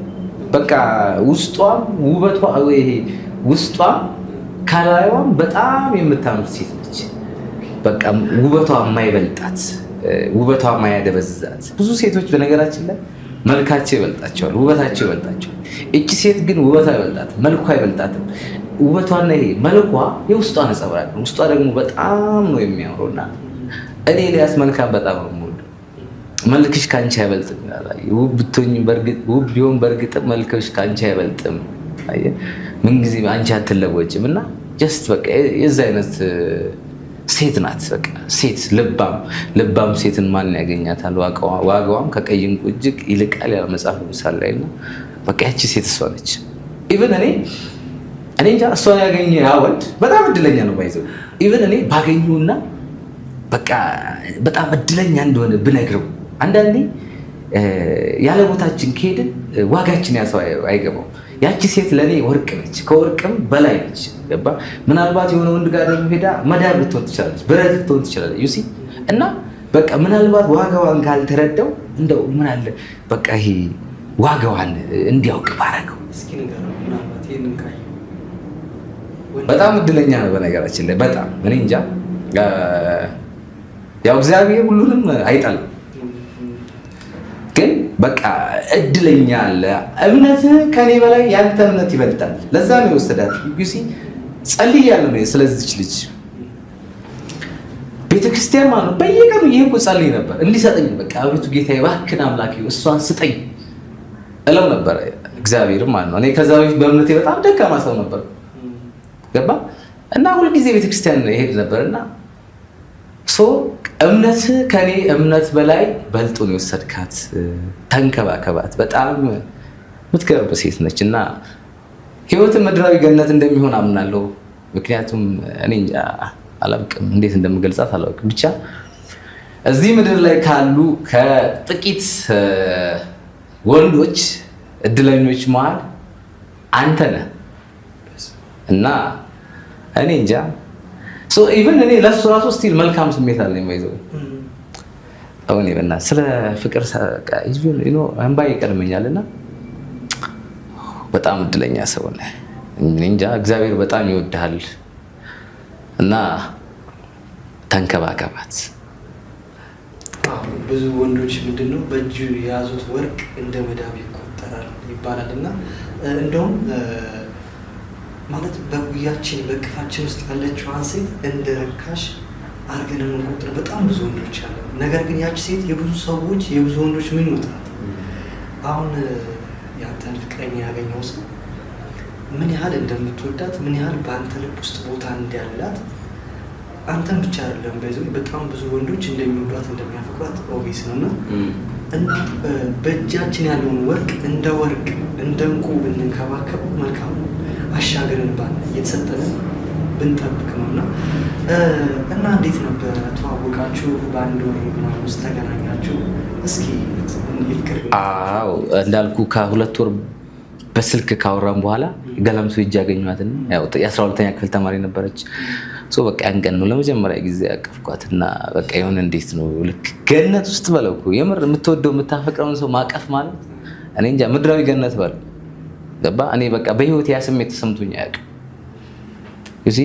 እና ከዛ በፊት እቺ ልጅ ውበቷን አይቼ ነው የሄድኩት አይደል። እኔ መልኳን እርግፍ አድርጌ ነው ረሳሁት። በቃ ጀስት እኔ ያቺ ሴት አሁን የኔ አይደለችም እና የኔ ብትሆን ኢቭን ነፍሷን ነው የምፈልገው። ያየኋት መልኳ ሁሉ ምኗ ቢጠፋ እንኳን እኔ እስቲል በህይወት መኖር ያቺ ሴት ማለት ነው ነፍሷን ብቻ ነው ስታፈቅር። በነገራችን ላይ አንድ ሰው መልኳን አይተ እኔ ያው መጀመሪያ መልኳን ያየሁት መልኳ ደግሞ ምንም ነው ገባ። እቺ ሴት ውስጧ በጣም ውብ የሆነች ሴት ነች። በጣም በቃ ውስጥ ነው አንድ ቤት በሩ ስታየው በጣም ውብ ነው። ትገባለህ ከፍተህ ውስጡ ሰሙ የሆነ ትርኪ ምርኪ ከሆነ ውስጡ አትቀመጥም። እቺ ሴት ግን ውስጧ በጣም የሚያምር ነውና ያ ነገሯ ነው እኔ በፍቅር የጣለኝ ገባ። ምንም ብትሆን ከዛ ካፈቀርክ ነፍሱ ሁሉ ነገሯ ሊጠፋ ይችላል። ባይዘው ነፍስ በህይወት መኖሯ ያቺ በቃ ፍቅር ይሄ የምትበላው የምትቀምሰው ምን አይደለም ጀስት እያየኸው በቃ የምትኖረው ነው ገባ። ያ ሰው በህይወት አለ እያየህ የምትኖረው ነው በማየት ኢቭን የሆነች አበባ አለች አይደል። ያችን አበባ ማትከል እንትን ነው እንድታብብ ማድረግ ነው ገባ በቃ እንጂ ቆርጠህ ለማሽተት ቆርጠህ እንትን ለማቀፍ ይሄ ሌላው ነገር እኮ ምን ነው በነገራችን ላይ ሴክስ ምናምን ይሄ እሱ ነቲንግ ነው ባይዘው ምንም ከልቡ ላፈቀረ ምንም ናች በቃ ያ ሰው በቃ ባይኑ ማየት የምታፈቅረውን ሰው ባይኑ ማየት you see እኔ እንጃ በጣም ደስ የሚል ነገር ነውና ከባድ ነው። እኔ አንደማ ምናምን አለው መሰለ ፍቅር ከሰው ልጅ አእምሮ የመረዳት ችሎታ በላይ ነው። ይሄ የኛ አእምሮ ሊሚት አለው። ፍቅር አደርስበትም ግን እኔ እንደ ሰውነቴ በምችለው ልክ ላብራራ እችላለሁ። ለምሳሌ ፍቅር ላንተ ምንድነው ብትለኝ ትዕግስት ነው፣ እውነት ነው፣ ሰዎችን ወደ እግዚአብሔር የሚመራ መንገድ ነው፣ ድልድይ ነው ገባ። ፍቅር ይቅር ባይነት ነው። ፍቅር መንጻት ነው ልል እችላለሁ። ለምትወደው ሰው ራስን አሳልፈ መስጠት ገባ። ስለዚያ ሰው መኖር ያ ሰው እንዲያብብ እንዲለመልም እንዲያፈራ በስተመጨረሻው ለዛ ሰው መድከም ነው። ምድራዊ ብቻ አይደለም በነገራችን ላይ እኔ ለማፈቅራት ሴት ምድራዊ ህይወቷ ብቻ አይደለም ለሰማይ ቤቷ ማብቃት ነው ገባ። የአምላኳን ትእዛዝ እንድጠብቅ እንጂ እኔ ላጨራግፍባት ልጠቀማት እሷን እንትን ይሄ በዘመኑ እንዴት ነው በላሃት ምናምን አይነት የሚባል ነገር አለ። በጣም ብዙ የዘመኑ ፍቅር እንዴት ነው ሴክስ መለኪያ ያደርጋል። አብዛኛው 99.9% ፍቅር አልገባው። ለምን መሰለህ? በጣም የምትወዳትን የምታፈቅራትን ሴት እንዴት ነው በኃጢአት የምትጥላት? ዩሲ እንደ ያቺ ሴት እኮ የምታመልከው አምላክ አላት። እኔ ክርስቲያን ነኝ ለምሳሌ፣ ክርስቶስ በፍቅር ነው ያዳነኝ። እኔ ግን በፍቅር እኮ ሰዎችን የገደልኩበት ጊዜ ነበር። ዩሲ ክርስቶስ በፍቅር ያዳናትን እኔ በፍቅር ምገላት ከሆነ የኔ ፍቅር ከክርስቶስ ፍቅር ከተለየ፣ ስለዚህ እኔ ሰይጣን ነኝ ማለት ነው። ገባ? ሲጀመር የማፈቅራትን ሴት በኃጢአት አልጥላትም፣ ከኃጢአት እጠብቃታለሁ፣ ለመንግስተ ሰማያት አበቃታለሁ። ለምን? ስለምወዳት ስለማፈቅራት ማለት ነው እንጂ የኔን ስሜት መጠቀሚያ ከሷ ጋር ለመጋደም ሰው አብዛኛው በተለይ አሁን ፍቅር የወጣቱ ውሸት ነው። ለሴክስ ከሴክስ አልፍም ባይዘው አሁን ይሄን ያልኩህ መለኮታዊ ጥሪ ጋር ስላያያዝከው ነው። ለምሳሌ እንግዲህ በመጽሐፍ ቅዱስ በማንኛውም ሃይማኖት ትዳር ግብረ ስጋ ግንኙነት ከትዳር በኋላ ነው የሚፈቀደው። አፍተር ሜሪጅ ከተጋቡ በኋላ ሰዎች ትዳር የተቀደሰ ነው፣ ግንኙነትም ደግሞ የተባረከው ንጹህ ነው ይላል እግዚአብሔር ቃል ሲናገርና ያንተ ፍቅር አገላለጽ ከመለኮታዊ አስተሳሰብ ጋር የመጣ ነው። አንድ ወንድ ልጅ ሳያገባት ያችን ልጅ አልጋ ላይ ካወጣት ያው ምን አደረጋት ማለት ነው? ከእግዚአብሔራዊ ማንነቷ ወይም መንግስተ ሰማያትነት ጥራት ማለት ነው አረከሳት። በምን ምክንያት? በፍቅር ብዙ ሴቶች በፍቅር ምክንያት ረክሰዋል፣ ብዙ ወንዶች በፍቅር ምክንያት ረክሰዋል። ሲጀመር ፍቅር የሚያረክስ ነገር አይደለም። በይዞ ፍቅር ከእንደዚህ አይነት ነገር ነፃ የሚያወጣ ፍላጎትህን ካልገታልህ ይሄ ስጋዊ ፍላጎትህን ገቶ ነፍስህን ነፃ ካላወጣልህ ምንም ፍቅር ሆነ። እኔ በፍቅር ነፃ ወጥቻለሁ። ባይዘው አሁን ስጋዊ ፍላጎቴ ብቻ ይታየኝ፣ ስጋዬን እንድቆጣጠር ለነፍሴ እንድታይ እኔ ፍቅር ብርሃን ነኝ። እግዚአብሔርን ኃይልን ያሳየኝ። ገባ? እግዚአብሔር ምን ያህል እንደወደደኝ ስለኔ የከፈለው መስዋዕትነት ገባ? ክርስቶስ ያኔ መስቀል ላይ ሳለ የተሰማውን ስሜት ፊል እንዳደረጉ አድርጎኝ በቃ ለእኔ ፍቅር ማለት መስታወት ነው። ማን እንዳየው ክርስቶስን አሳይቶኛል ማለት። ስለዚህ ፍቅር ማለት ሰዎች ሲያፈቅሩ ጉዞ ወደ እግዚአብሔር ነው። ገባ? መንገድ ነው። እኛ ግን ወደ ሰይጣን መራ፣ ወደ ዝሙት ሲጀመር ማለት ነው። የሚያፈቅራችሁ ወንድ በኃጢአት አይጥላችሁ። ለምን መሰለህ? ይሳስትላታል፣ መጠቀም ያደርጋትን። ገባ? እንጂ ለስጋው መጠቀም ያርግቶ ለሴክስ ፍላጎቱ በቃ መርኪያ ካረጋት ጀስት ፍቅር አይደለም። ስለዚህ አሁን አንተ እሷ ምናልባት እሺ ብላ ፍቅረኛ ብትሆን ኖሮ ሳታገባት አልጋ ላይ አትወጡም ማለት ነው በጨረሻ። ኢቭን ከሷ ቢመጣ እኔ ልለያት እችላለሁ። እግዚአብሔር አሁን ካላገባዎች ከአንቺ ጋር አልጋ ላይ አልተኛ ብለህ ትለያዩ? እለያያታለሁ። ለምን መሰለህ? አንደኛ እኔ በእሷ ፍቅር ምክንያት ክርስቶስን አግኝቻለሁ። እንዳልኩ በሃይማኖት ደካማ ነበር። እሷን እንዲሰጠኝ ሁልጊዜ ቤተክርስቲያን እየሄድኩ ጸልያለሁ። ሁልጊዜ ነበር የምጸልየው። በቃ አምላኬ ሆይ እባክህን በቃ የመጨረሻ ህይወት ያደርጋት፣ በቃ የኔ እስክትሆን ትዕግስቱን ስጠኝ ነበር። ትዕግስት ሰጥቶኛል። ባይዘው በቃ በጣም ታግሻለሁ።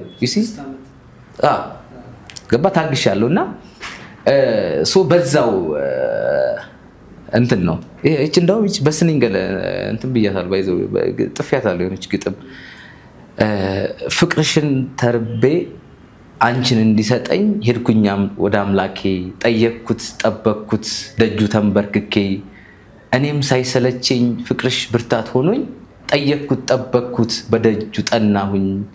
ፍቅርሽን ተርባ አንቺን እንዲሰጣት ደጅ ዘናች ነፍሴ፣ በክርስቶስ ፍቅር በቤቱ ወደቀች። ፍጡሩን ፈልጋ ፈጣሪውን አገኘች። የኔ ነፍስ ያፈቀርኳትን ልጅ ፈልጋ ወደ ቤተክርስቲያን ትመላለስ ነበረ። በጊዜ ሂደት በኋላ ግን ያፈቀርኳት ልጅ የሆነ ጊዜ ላይ ቀረች። እኔም ደግሞ ከክርስቶስ ጋር ተጣበቅኩ። ስለዚህ እኔ እግዚአብሔርን በፍቅር አግኝቼዋለሁ። ስለዚህ እናንተ ፍቅር ወደ እግዚአብሔር ማይመራችሁ፣ እግዚአብሔርን ካላገናኛችሁ የቱ ጋር ነው? ደግሞ በየትኛውም ሃይማኖት በእስልምና በክርስትና ዝሙት ኃጢአት ነው። ስለዚህ አሁን አብዛኛው ወጣት እንደምታውቀው አፍተር ሜሪጅ ሴክስ ያደርጋል። በቃ ሲጀመር አንዲት ሴት ማለት ነው አሁን ከተመቸችኝ ካየችኝ እኔ ስጋዊ ፍለግ አፈቅርሻለሁ በሚል ምክንያት ነው ወደ እሷ የምቀርበው ማለት ነው። ከዛ ያችም ሴት ታፈቅረኝና ልቧ ይታወራል። ከዛ እኔን ላለማጣት ስትል አሳልፋ ሰጠኝ። ዩሲ ለማን ራስ በነገራችን ላይ ማለት ነው ለሴቶች ብዙ ጊዜ ወንዶች ናቸው የሚጠይቁት ማለት ነው። የሚያፈቅርሽ ወንድ ለስጋው ፍላ ይሄ ለመርካት ተጠቅሞ ነፍስሽን አያቆስሰው። ኢቭን ነፍስሽን ነው የሚጠብቅልሽ የእሱን ስጋዊ ፍላጎት። እኔ ለምሳሌ አሁን እንደዚህ ፍላጎት የለኝም ማለት ነው፣ አለኝ ግን መቆጣጠር አለብህ። ይሄ አእምሮ የተፈጠረው ለዛ ነው። ገባ? ሶ ፍቅር ይሄ ፍላጎትን ይሄ እንደዚህ አይነት እንትኖችን ሊገታል ይገባል፣ መግታት አለብህ እንጂ እኔ ስለማፍቅራት ብቻ ለስሜት የተጠቅሜ እንትን ምላት ከሆነ ይሄ ፍቅር በቃ አብዛኛው ፐርሰንት የውሸት ፍቅር ነው። በቃ አብዛኛው የፍቅር ግንኙነት የውሸት ነው። ውሸት። አሁን ያሉት እኮ ለፍቅር እንዴ በፍቅር ያበዳል አይደል? በፍቅር እኮ ራሱን ያጣራል፣ በፍቅር ራሱን ያጠፋል። በፍቅር እኮ የኔ ካልሆንሽ ብሎ አንቆ ይገዳታል። እኔ እቺን ሴት በነገራችን ላይ ነገ ላይ እኔ ደስ ቢለኝ ማለት ነው የሆነ ያው ያልፈልኛል። ገባ? የሆነ ቀን ብድራት ስርግ ደግሼ ብድር የምሬን ደስ ይለኛል። ገባ? ከባሏ ጋር ራሱ ጥሩ ግንኙነት እንደሚኖረኝ ተስፋ አደርጋለሁ። ብዙዎች አሁን አንተ ጅል ነህ ይሉኛል እኮ። ጅል እንኳ ሆኜ አይደለም በነገራችን ላይ አንዳንዴ ካልገባ በነገራችን የሆነች ስቶሪ አለች። የሆነ የሀገር ንጉስ ነበርና የሆነች ጠንቋይ እንትን እንዳጠጡ አለች። ከዚህ ውሃ ከጠጣችሁ ሁላችሁም ታብዳላችሁ አለች። ህዝቡ ሁሉ ጠጣ። መሪውና ንጉሱና ይሄ ጋርዶቹ አልጠጡም። ህዝቡ ሲጠጣ አበዳል። መሪያችን አብዷል፣ ስለዚህ እኛ ሊያስተዳድረን አይችልም፣ ሌላ መሪ እንምረጣሉ። ንጉሱ በዚህን ጊዜ ያው ጥበበኛ ነበርና ያን ውሃ ጠጣ፣ አበደ። ሲያብድ ምን አሉ? መሪያችን ዳነ አሉና እኔ አፍቃሪ ሰው ጋር ስገናኝ በነገራችን ላይ ገና ሳናወራ እንግባባለን። ገባ? አሁን ብዙዎቻችን በውሸት ፍቅር ውስጥ ስላለን እውነተኛ ፍቅር ሲወራልን በነገራችን ላይ ይሄ ንጹህ የሆነ የኛ ማንነት አለ። ያ ይጠይቃል፣ ሊወቅስ ነው። መስማት አይፈልጉም። እንደ ጅል ትታያለህ ማለት ነው። ገባ? ያ ደግሞ አይደንቀኝም፣ ምክንያቱም ክርስቶስ እዚህ ምድር ላይ ፍቅርና እውነትን ሲሰብክ ነበር። እኔ ያው የህይወት ግቤ ፍቅርን መስበክ ነው፣ ሌላ ምንም አይደለም። እዛ በቲክታክ ላይ የሚሳየው ፍቅር አይቀርም ትላለህ፣ ፍቅር ድንግልናሽን አትስጪው ትላለህ፣ ድንግልናሽን ከጠየቀሽ አልጋ ላይ ካወጣሽ እንደዚህ ነው ማለት ትላለህ። አሁን መጽሐፍ ቅዱስ ራሱ ሲናገር እንዴት ነው እኔ ፍቅር አይቀርም የምትለው ነገር ስላለ? ምክንያቱም ይላል እኮ መጽሐፍ ቅዱስ አንተ በልጅቷ አትቀናም እንደ ለምረም ቀናው ሲጀመር እኔ የቅናት ጊዜም የለኝም፣ ምክንያቱም እሷን በማፍቀር ቢዚ ነበርኩ። እውነተኛ ፍቅር አይቀናም። ዛሬ አሁን ብዙ ሴቶች እኔ ያወሩኛል በውስጥ አንዳንዶች እና እኛ ሴቶች አለች አንድ ወንድ ሲቀና ደስ ይለናል፣ እንዳፈቀረ የምናውቀው በዛ ነው። ሲጀመር ማለት ነው ከቀና አያፈቅርሽ። መጽሐፍ ቅዱስ ፍቅር አይቀናም፣ አይታበይም፣ የማይገባውን አያደርግም፣ የራሱን አይፈልግም ነው የሚለው። የሚቀና ሰው በልቡ ፍቅር የለም። ፍቅር ብቻ ነው።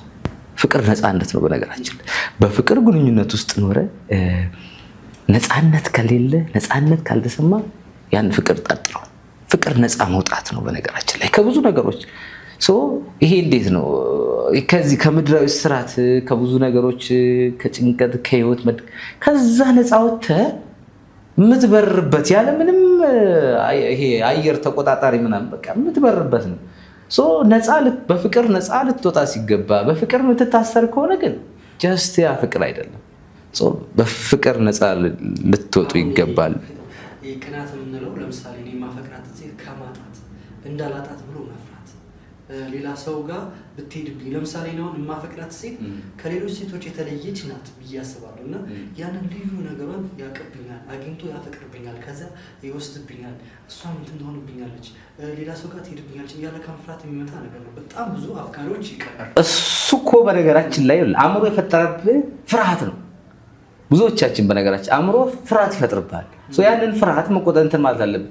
አንተ እንደዚህ ስላልክ ያቺ ሴት ከመሄድ ታድናታለህ፣ ግን ለአንተ ጭራሽ በሽታ እየፈጠርክ ያንን ፍቅርን እንዳታጣጥመው ነው የሆንከው። ብዙዎች እንደዚህ ነው በነገራችን ላይ በቅናት ስሜት በእነዚህ አይነት ፍራቻ ውስጥ ስለገቡ በእጃቸው ያለው ፍቅር እንዳያጣጥሙት እያደረጋቸው ነው።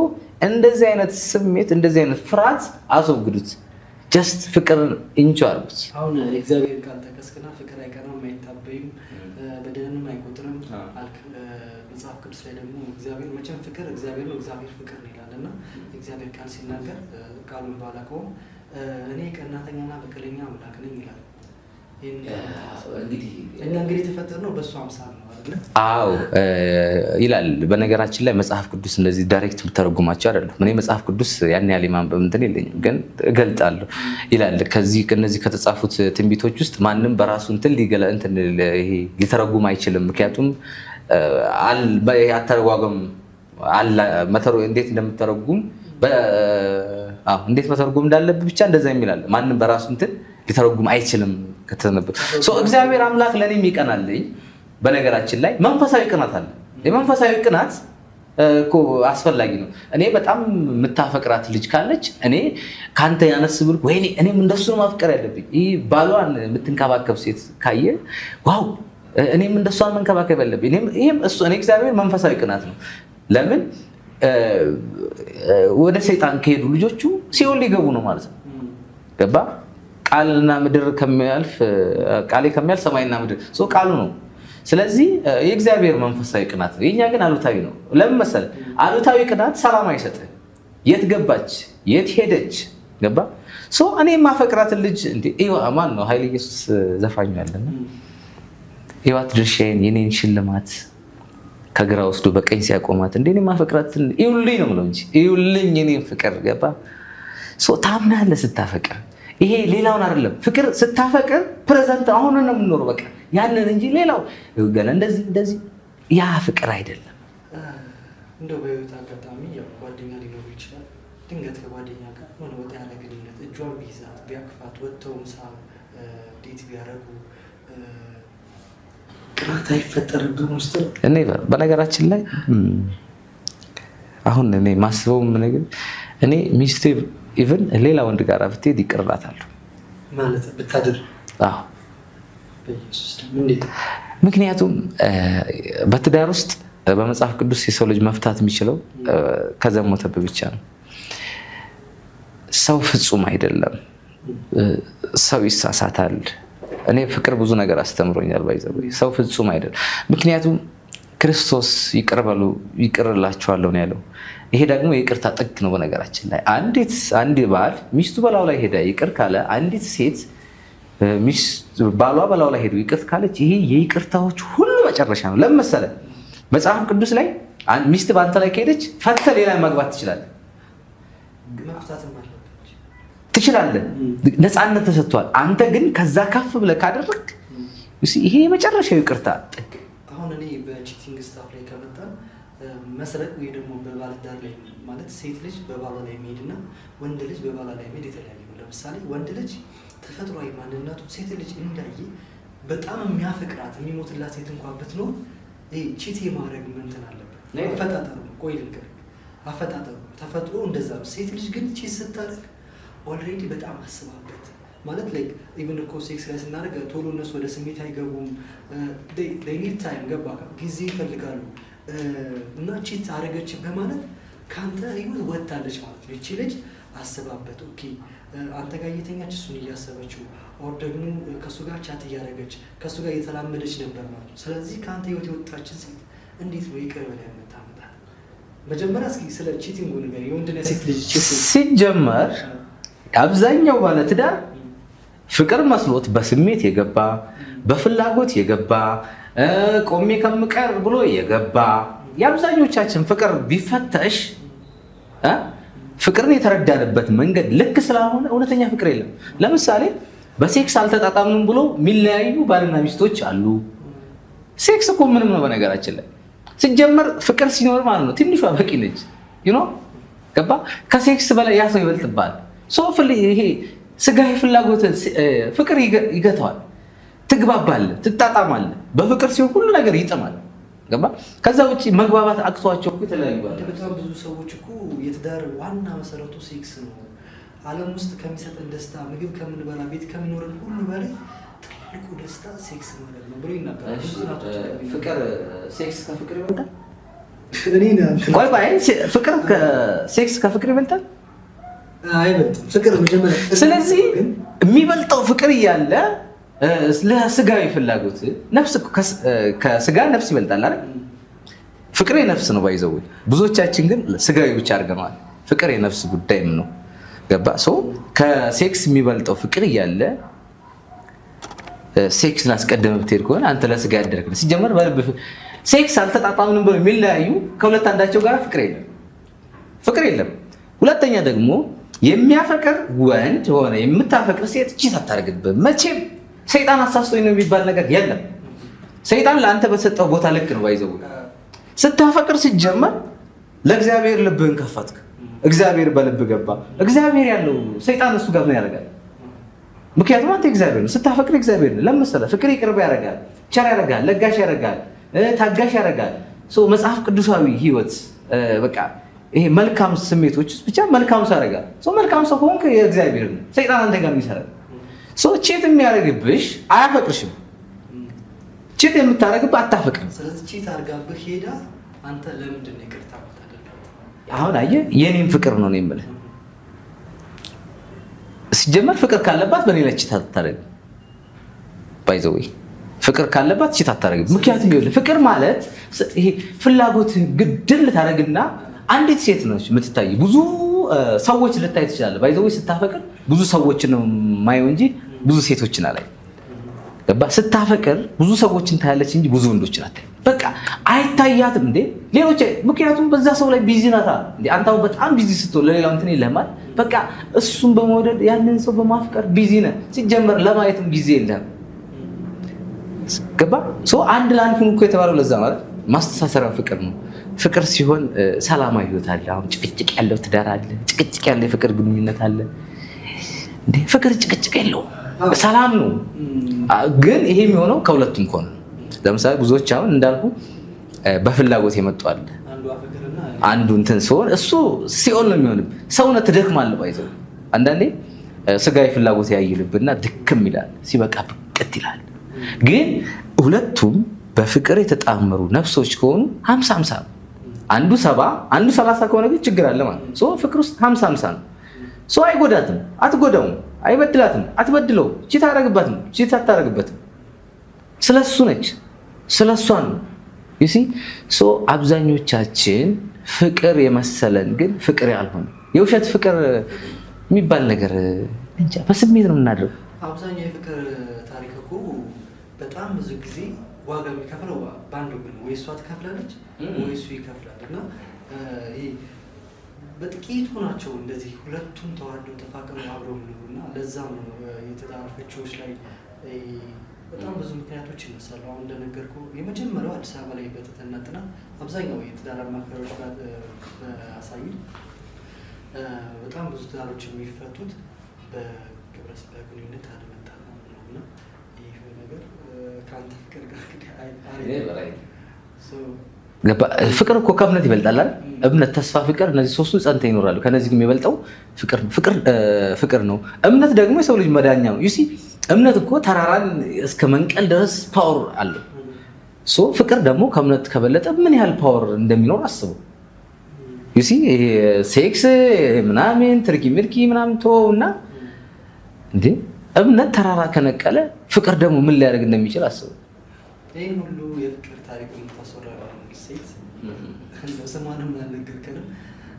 እንዴት ሄዳችሁ ወደ ምን ሄዳችሁ በማላችሁ ያለው ግንኙነት ተቀብላ ነበር? ፍቅሩ ምን አይነት ግንኙነት ነበር? ስሟ እንኳን ባይጠቀስ እኔ ግን ለራሴ መጠራት ስም አለ ባይዘው ሜሎሪና ነው ማለት። ሜሎሪና ማለት የሆነ መጽሐፍ ላይ አንብቤ እና በፍቅር የተገለጠ ለሰዎች የሚያበራ እውነተኛ ጥበብ ማለት ነው። እና ያው ከህይወቴም ጋር ስለሚያዝ ነው ሜሎሪና ያልኳት። ምክንያቱም በእሷ ፍቅር እኔ ህይወቴ በርቷል። ዩሲ ጨለማ ማንነት ውስጥ ነበርኩኝ። ከዛ ጨለማ ማንነት ውስጥ ወጥቼ ነው ብሩህ የሆነ ጀስት ብርሃን ነኝ እኔ አሁን። ምክንያቱም ፍቅር ብርሃን ሆኖልኛል እና ለዛ ነው ያልኳት። እና ሜሎሪና ነው የምላት። ከዛ ያው ተገናኘን ያን ቀን አሁን ከ2 ወር በኋላ ማለት ነው። ከዛ ነው ወደ ግቢ መጣሁ። ያው ግቢ መጣሁኝ እያወራን ግን ከሁሉ በላይ አንድ ቀን ስደውልላት ነው በነገራችን ላይ መጀመሪያ ደወልኩላት አላነሳችም። ሁለተኛ ስደውል ይቅርታ ጸሎት ላይ ነበርኩ ስትለኝ በቃ ያን ቀን ነው ባዶ የሆንኩት። ባይዘው እኔ የጸሎት ሰው አልነበርኩም። ብቻ ግን በቃ ያን ቀን አፈቀርኳት እና እንደዛው ማውራት ቀጠልን። ያው እሷ ለኔ ስሜት የላትም አውቃለሁ። ገባ? ያው ስታፈቅር ተስፋ ታደርጋለህ። ባይዘው ወይ ፍቅር ተስፋ ያደርጋል ይላል። ገባ? ነገ ይሄ ሰው የኔ ይሆናል እንጂ በአንድ ቀን ባሳየችኝ ስሜት ብጠብቃት እንትን ብል ኖሮ በውስጥ ኖሮ ያን ቀን ነበር ማቆመው። ጥሩ ስሜት እንደሌላ ታውቃለሁ። ግን ያው እየተግባባን ስንመጣ እንደዛው ያለን በቃ ተስፋ ታገስ ሲሆን አንዳንዴ ስጋዊ ፍላጎት በቃ እንዴ ያልታገስክ ይለኛል። ኖ ይለኛል። ፍቅር ደግሞ ገና መቼ ሄድክ? በእንደዚህ አይነት እንትኖች ውስጥ እየታገልኩ መጣው። 5 ዓመት ከምናምን እንደዛ ገደማ ላይ ነውና በእነዚህ ዓመታት ውስጥ ለ1 ዓመት ከ9 ወር ያህል ስልክ አላነሳችልኝም። እደውላለሁ ባይዘው በሌላ ሰው ስልክ ግን አልደውልም። እኔ ፍቅር አስተዋይ ነው ያደረገኝ። አልጨቀጭቃትም። እኔ ማውራት ከፈለገች በእኔ ስልክ ታወራለች። ምናልባት በሳምንት 2 ምናምን ልደውል ይችላል። በቃ አንድ ቀን ይነሳል። ከዛ ቴክስት አደርግላታለሁ። በነገራችን ላይ አንድ ቀን ታነሻዋለሽ። ሁሉም የጊዜ ጉዳይ ነው። ጊዜ ሁሉን ነገር እንደ መስታወት ነው ቁጭ ብሎ የሚያሳየንና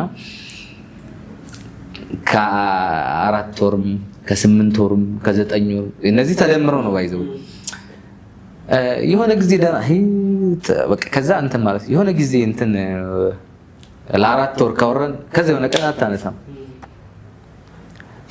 አልፈርድባትም። በነገራችን ላይ አልጠላትም። እንደዛ ግን አንዳንዴ ስጋዊ ፍላጎት በነገራችን ላይ ይሄ ስጋ ደካማ ነው። እሷን እንድታስቀይማት እሷን እንድትል በቃ አይነት አንድ ጊዜ ነው እና እኔ ያስቀየምኳትም አይመስለኝም። አንዳንዴ በነገራችን ላይ ፍቅር አስታብኝ ከታበይክ ኢጎ ከያዘ እሱ ፍቅር አይደለም።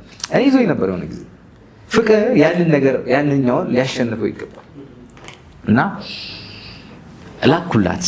ከዛ ለሆኑ 2 ሴት ጓደኞቼ ነበሩና እንደዚህ እኮ አልኳት። ከዚህ በላይ ሰደብካት አሉኝ። ከዚህ በላይ ሰደባለ እንዴ አሉኝ። እኔ አላስተዋልኩም እና ያንን ቴክስት ላኩላት። እሷ መለሰችልኝ። ከዛ በፊት ቴክስት አትመልስም ነበር አይምር እና ያን ቴክስት ስልክላት መለሰችልኝ። እኔም ያኔ እንደዛ ሲሉኝ ነው እንትን ያልኩትና ኢቭን ቴክስቱ ሁላ አለ እኔ ጋር ከመሀል ላንብበው። አሁን ሳነበው እኔ ራሱ ይቀፈኛል። ባይዘው እስኪ አንዳንዴ እኔ በዛ ስሜት ውስጥ ነበርኩኝ። በቃ ስልክ ሳታነሳልኝ ቴክስት አትመልስልኝ ስቀር እላኩላት። ሰው በስሜት ሲመራ ያሳዝነኛል። አንድ የምወዳት ገጸ ባህሪ ያለችኝ አባቷንም እንዲህ አለችው፣ አባዬ ለምንድን ነው ራስህን ከሰው በላይ አድርገህ ከሰው በታች የምትሆነው? ወልፈካቲ ወልበርባዲ ይባላል። ሲመስለኝ ምርጫችን የሚሆነው የሚመስለንን ነው፣ አሊያም የሚመጥነን። ካልመጠነን ከኛ ጋር ካልሄደ ወይም የማናገኘው ከሆነ ያ ነገር ለኛ ውዳቂ ነው። በአንቺ አስተሳሰብ ልቄ ብሄድ እንጂ እንደማላንስ ከኔ በላይ አንቺም ታውቂያለሽ። አየሽ እኔ ሌላ ባላውቅ የራሴን ዋጋ አውቃለሁ። ላንቺ እንደማላንስም አምናለሁ። ሔዋን አይደለሁም ከሆነ እንጃ። እኔም ማስበው እንደምገባሽ እንደምትገቢ ነበር፣ አንቺ ግን በተቃራኒ። ለዚህም ነው በእርምጃ የቀደምኩሽ።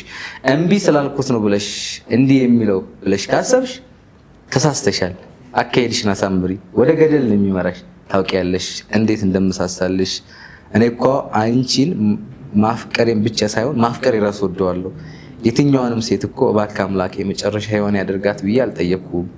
ፍቅር ብትነፍግኝ ፍቅር ምን እንደሆነ ያወቅኩት ባንቺ ነው። ማፍቀር ማለት የወደዱትን ማግኘት አለመሆኑን ጭምር ተረድቻለሁ። እኔ እኮ ራሴን ሆኜ እንዳንቺ የወደድኳት ሴት የለችም። ግን ምን ያደርጋል ይህ ሁሉ ታሪክ ሆነ። እሺ ጠንካራ ትመስልኝ ነበር፣ አሁን ግን ልፍስፍስ አልሽብኝ። ልክ ከኋላ ቀርቶ ከፊት ያለውን ለመጣል የሚሽቀዳደም አይነት። ይገርምሻል እኔ ግን ርቄ ሄጃለሁ ሜሎሪና። ይህን ስልሽ አዝናለሁ እና ዛሬ ያለኝ የምትይው ክብርሽን አንቋሾ ጥሎሽ እንደሚሄድ እርግጠኛ ነኝ። ያኔ የኔን ከልብ የመነጨ የእውነት ፍቅሬን ትናፍቂዋለሽ፣ ትዝልሻለሁ። ፍቅርን ገፍተሽ ጭራሽ አትመጥነኝም አልሽኝ። የሚመጥንሽን የሚገባሽን ስላገኘሽ ደስ ብሎኛል፣ ለግልጽነትሽም ጭምር። የሚገርም እቺ የታችኛዋን ሌላ ሰው ነው የጻፋት።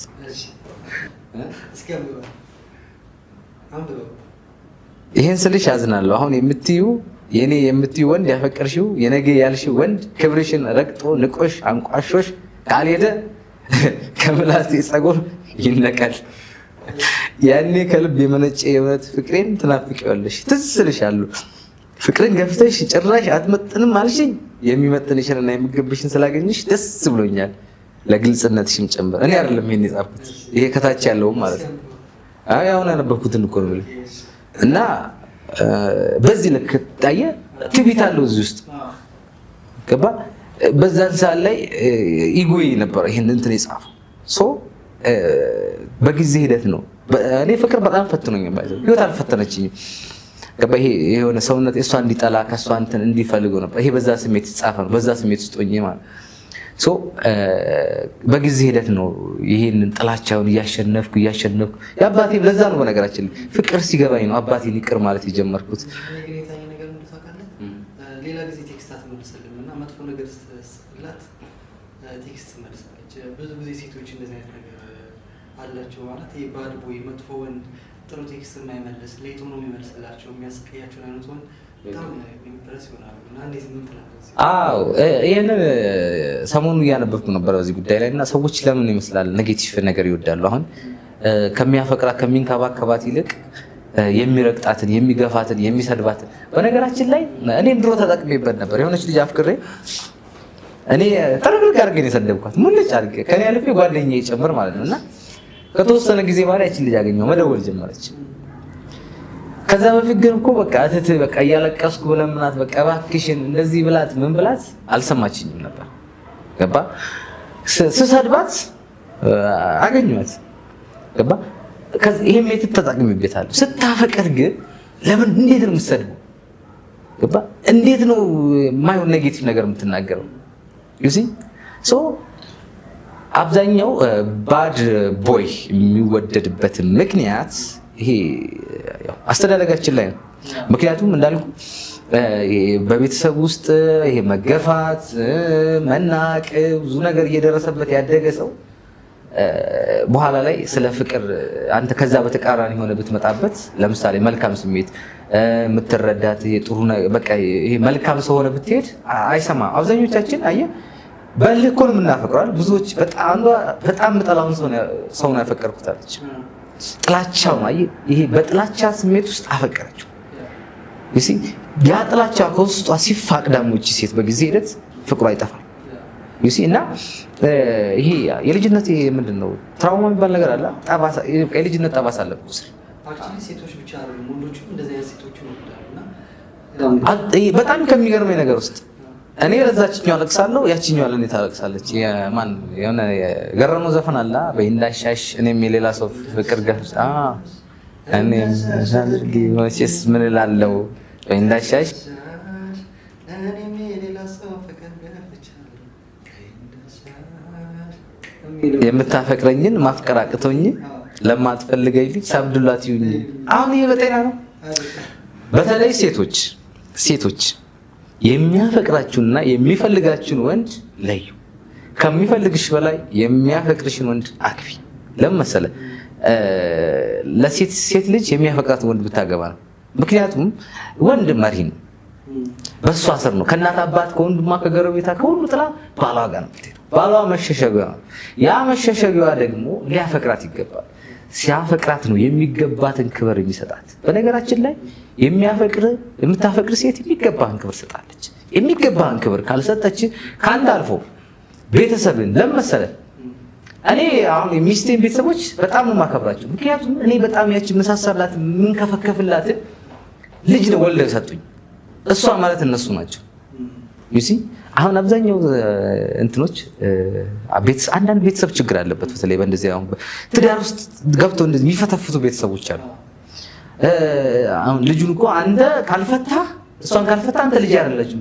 ለእኔ እናቴ በነገራችን ላይ በጣም ወዳት ሚስቴን ማፈቅራትን ያለ ምንም እንትን ሪዝን ፍታት ብትለኝ እናቴን ነው የምተዋት። እዚህ ምድር ላይ ከፍቅርና ከእውነት የሚበልጥ ነገር የለም። እግዚአብሔር በነገራችን ላይ የሆነ ቀን ቲክቶክ ላይ ያወራን ላይቭ ላይ እናወራለን። እናት አንዱ ምን አለ እኔ እናቴ ፍታ ብትለኝ አየር ላይ ነው የምፈታው። ምክንያቱም እናቴን ወዳታለሁ። በነገራችን ላይ ወዳት ለምሳሌ ቢወዳት ኖሮ እቺ እናት በፈጣሪ ትእዛዝ እንድትገባ አይፈቅድላትም። ገባ? እግዚአብሔር ያጣመረውን ሰው አይለይ ይላል። እንደውም ቤተሰብ እናትና አባትን ይተዋሉ፣ ባልና ሚስት ይጣመራሉ። ሰው እናትና አባቱ ይተዋል፣ ሚስቱ ፍቃድ ወደ ሚስቱ፣ ሚስት ወደ ባሏ ይሆናል። እናቴ ብትሆን ራሱ አላስገባትም። አሁን ብዙ እንደዚህ በትዳር ውስጥ ያሉ በትዳር መሀል ቤተሰብ ይገባሉ፣ ይፈታፍታሉ። ሲጀመር በትዳር መሀል ቤተሰብ መግባት የለበትም። እናቴ እኔን ከወደደች እኔም በወደደች አይኑ ሚስቴን ልትወዳት ይገባል። እኔን እወድሃለሁ ሚስቴን ግን እጠላለሁ ከሆነች እናቴ ፍቅሯ ውሸት ነው ወይ የሆነ የእሷ ፍቅር ከሆነ ጥላቻ ብቻ በሆነ ነገር የመጣ ነው። ገባ? ስለዚህ እኔ ሚስቴን የምወዳት ከሆነ እናቴ እኔንም እሷንም አንድ ልታይልን ይገባል። ከክብርና ከመታመን ምን ይበልጣል? ከክብርና ከመታመን ሁለቱም ያስፈልጋሉ እኮ። አሁን አንተ የምታፈቅር ሴት ለአንተ ትታመናለች፣ አንተም ታከብራለች።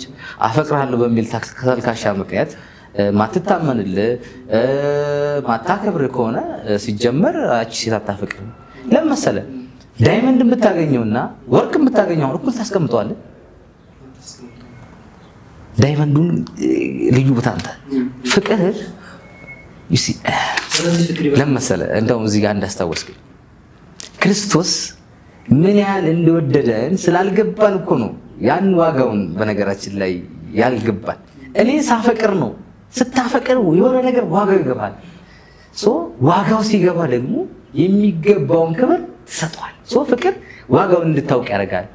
ገባ? የሚያፈቅርሽ ወንድ የሚገባሽን ክብር ካላሰጠሽ አያፈቅርሽም። የምታፈቅር ሴት የሚገባን ክብር ካሰጠች አታፈቅርም። ገባ? ፍቅር ለዛ ነው እኔ ህግጋቱን እንድጠብቅ ያደረገኝ። ምክንያቱም ክርስቶስ ዋጋ ከፍሎልኛል። ያ ዋጋውን አላረክሰውም። አሁን ላይ ገባ? ራሴን አሁን ኃጢአት ላለመስራት ነው የምጣደፈው። እኔ አሁን እያንዳንዱ ነገር ለበጎ ብዬ ማምን ነበር።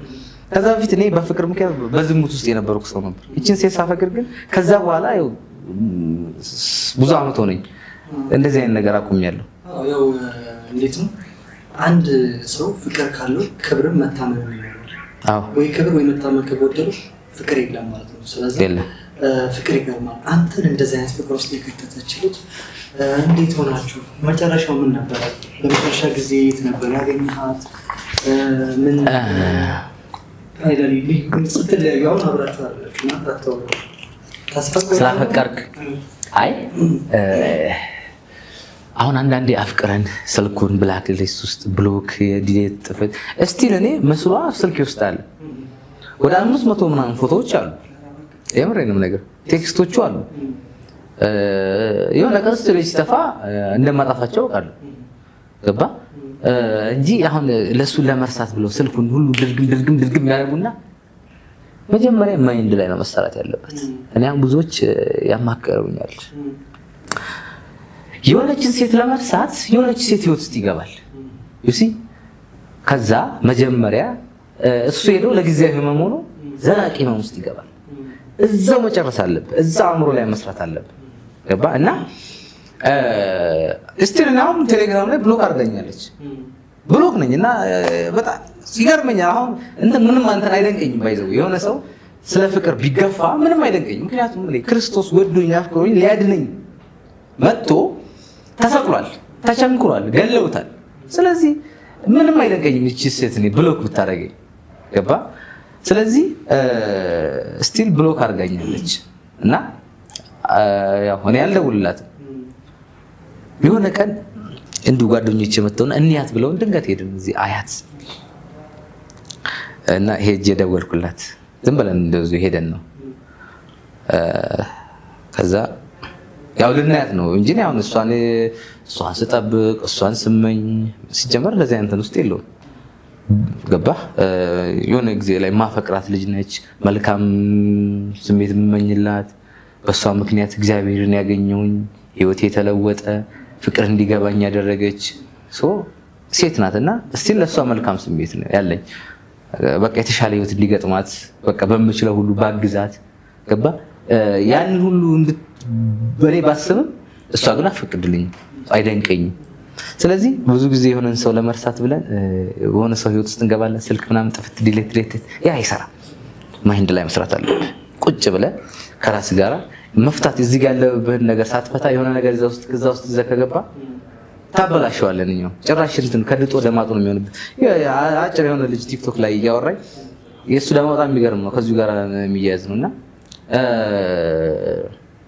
ከሚስቱ ጋር ተጣላ። በሳምንቱ ሌላ ሚስት ያገባ በንዴት ማለት ነው። ከዛ እንዴት ያርግ? ያቺኛዋን ያፈቅራት፣ እቺኛዋ ደግሞ ይሄንኛው በጣም ትወደዋለች። ሰው ሰላም ወጣ። ያቺኛዋ በቃ ልጁ እንትን እስልምና ተከታይ ነውና በቃ ችግር ለቃ እኔም ለቺኛዋ እንድትመጣ ፈቅድልሃለሁ አለችው። ገባ? እሱ ግን ያቺኛውን ነው የሚያፈቅረው። ዩሲ ይችን ለመርሳት ያቺኛውን ለመርሳት እዚህ ህይወት ውስጥ ገባ። በዚህ ልክ ሁላ የሚገቡ አሉ በነገራችን ላይ። ከዛስ ከዚህኛው ጋር መግባባት አቃተው፣ ተለያዩ። ስቲል እንደ አዲስ ከዛችኛው ጋር እየተጀናጀንኩ ነው። ገባ? ሰው የሆነን ሰው ለመርሳት ብላችሁ የሆነ ህይወት ውስጥ አትግቡ። መጨረስ ካለባችሁ እዚህ አእምሯችሁ ላይ ከራሳችሁ ጋር ተረጋግታችሁ ያን ሰው መርሳት የሚባል ነገር የለም በነገራችን ላይ መተው ነው። እቺ ሴት ለራሳት አልችልም። ሲጀመር በህይወቴ ከማረሳቸው ነገሮች ውስጥ መካከል አንዱ ነው። የሰው ልጅ ይሄ አንዛይመር ካልገጠመው በስተቀር የሚያፈቅረውን ሰው እንዴት ነው የሚረሳው? ግን መተው ይቻላል። በቃ እቺ ሴት የኔ አይደለች፣ የሌላ ሰው ሆናለች። ስለዚህ ራስ ግን አንድ ቀን ሊፈጅብህ ይችላል፣ አመታት ሊፈጅብህ ይችላል። የሆነን ሰው ለመርሳት ብለህ የሆነ ሰው ህይወት ውስጥ ድርግም ያ አይሰራም።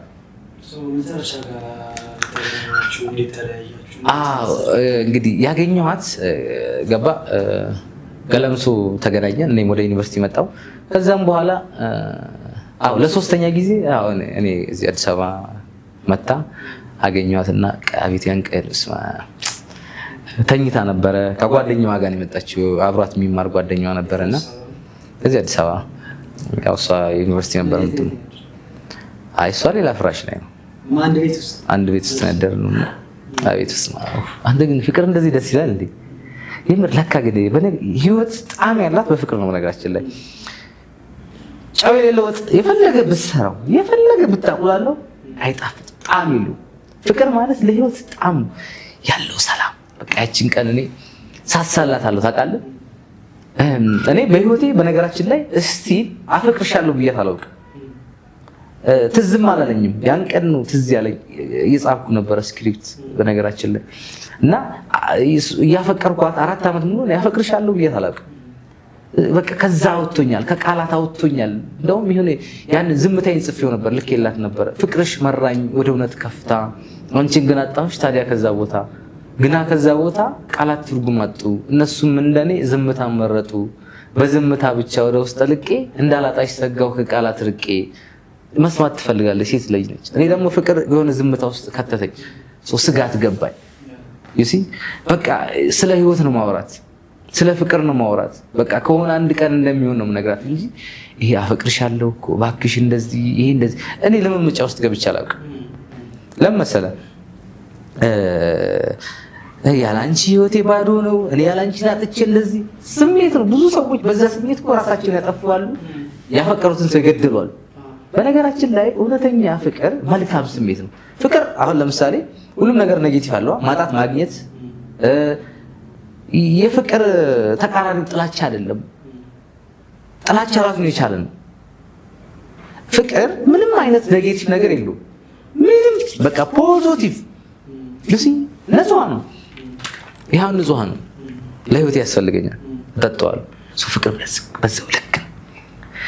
ለምን መሰለህ? አሁን ፍቅር ላንተ ምንድነው ብትል ሌላ ነው፣ ለኔ ብትል ሌላ ነው። ፍቅር ልክ እንደ ንጹህ ነው ብዬ አምናለሁ። እዚህ ሃይላንድ ውስጥ ሲገባ የዚህን ሃይላንድ ቅርጽ ያዘ፣ የዚህን ሃይላንድ ጣዕም ያዘ፣ የዚህን ሃይላንድ ከለር ይዛል። ቆሻሻ ድስት ውስጥ ብከተው ቆሻሻ ድስት ይሆናል። እዚህ የድስቱን ከለር ይዛል፣ የድስቱን ቅርጽ ይዛል፣ የድስቱን ጣዕም ይዛል።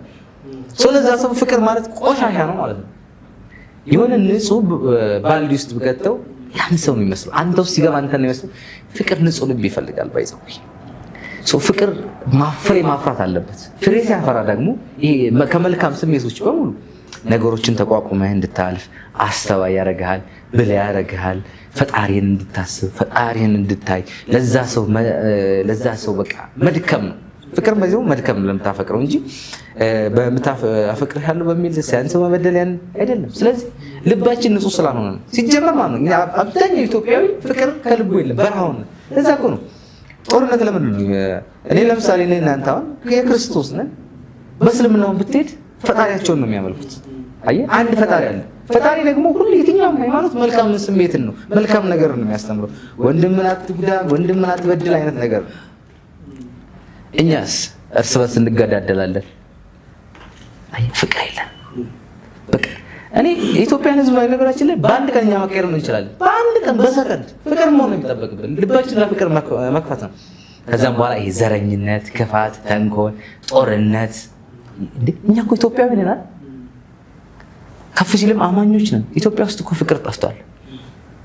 ፍቅር ያስፈልገናል። እና ወደዛች ልጅ ስመለስ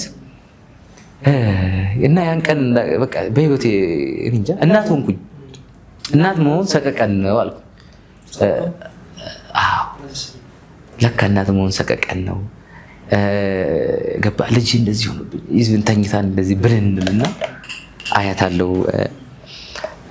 በቃ ምን ሆነ ትንፋሿ ነው ያለው። በስመ አብ ወወልድ ወመንፈስ ቅዱስ። እኔ ወይኔ እንዴ ከዛ በኋላ እንዴ በቃ እንዴ ራሴን እንትን ነው ልጅቷ ምን ልታረጋት ነው አይነት ነገር ማለት ነው። እና እንጃ እኔ በስመ አብ እንዴት እንደምሳሳላት የምን እንጃ በቃ እንዴት ነው ምሳሳላት። አይ ኢቭን በጣም በቃ ለመብላት ያን እንትን አይደለም የምትጥድፈው። እንዴት ሳስማት እንዴት ሲጀመር አሁን እንደዚህ ይሉኛል። ያን ቀን እንደዚህ መጣ እንዴ ሴት ልጅ እኮ ከሳምካት ነው ፍቅሯ እንደምታፈቅራ የምታውቀው። ሲጀመር እንደዚህ አይነት ነገር አይምሮ ላይ አይመጣልኝም። እንደው ስጋዬ ፍላይ ቢፈልገውም አላደረገው። ግን ሲጀመር አይምሮ ላይ አይመጣልኝም። ትዝም አላለኝም ባይዘው እንደዚህ አይነት ነገር ማለት ነው። እና በቃ ያን ቀን የእናትነት ፍቅር ገባኝ። እናት መሆን ሰቀቀን ነው አልኩኝ። ለካ ለምታፈቅረው ሰው እያንዳንዱ ትንፋሽ ታደምጠዋል። እያንዳንዱን ነገር በቃ ትጠነቀቅለታል። የሚያፈቅረን ሰው ይጠነቀቅልናል ባይዘው። እና ያን ቀን ሰኞ 14 ቀን አውላ ሶስተኛ ጊዜ አራተኛው ጊዜ ደግሞ ነው አምስተኛ። ከዛም በኋላ ሀረር ነው ያገኘኋት።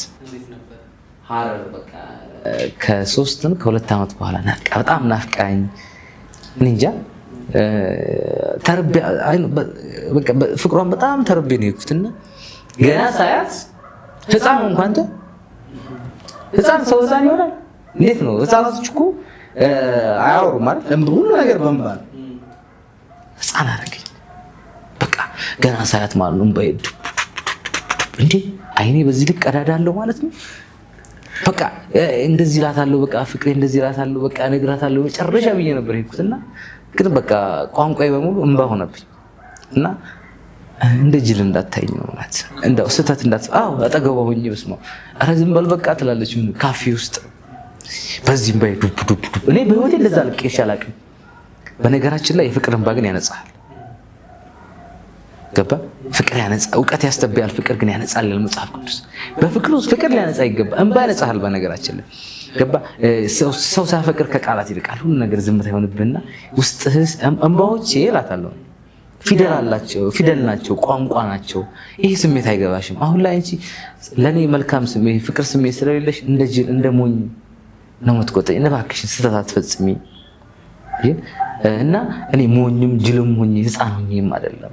እነዚህ የፍቅር እንባ ናቸው። አየህ ስታፈቅር ፍቅር ካንተ ህግ አውጥቶ በራሱ ነው የሚመራ። ባይዘው ኢጎን እዛ ነው የሚያሽቀነጥርልህ።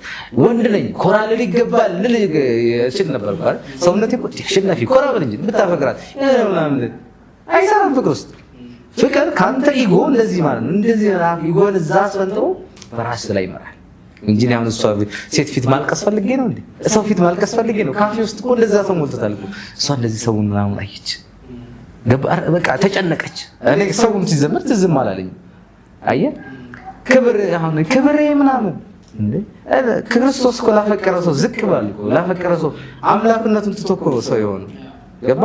ኢጎና ፍቅር ሲጀመር አይደል? እና በጣም አለቀስኩኝ ያን ቀን በቃ አልችልም። በቃ እኔ ስለሱ ከዛም በኋላ ስለሷ ሳስብ እንባ ይቀድመኝ ጀመር። በቃ እንባ ብቻ ነው። እና በቃ እነዚህ እንባዎቼ ናቸው። ይሁን አንተ ልረዳሽ ነው በቃ ያልተረዳሽ ነገር ካለ እባክሽ ልረዳሽ። እና በቃ ስለ ተስፋ አድርጌያለሁ። እኔ ደግሞ ጸልዬ ነበር። ምክንያቱም አምላኬ ሆይ በቃ የመጨረሻ ሃይማኖት የሆነች ትዕግስትን ስጠኝ ነበር ያልኩት። ያን ትዕግስት ደግሞ አግኝቻለሁ። በቃ የኔ ሊሰጠኝ ነው ያልኩት። እና በቃ እግዚአብሔርን በጣም አምኜው ነበር። ባይዘው በጣም ነው ያመንኩትና 5 ቀን ምናምን እዛ ቆየሁኝና ተመልሼ መጣሁ። ከመጣሁ ከ1 ወር በኋላ በቃ አሹ እንዳትደውልልኝ ፍቅረኛ ይዣለሁ አለች። የምር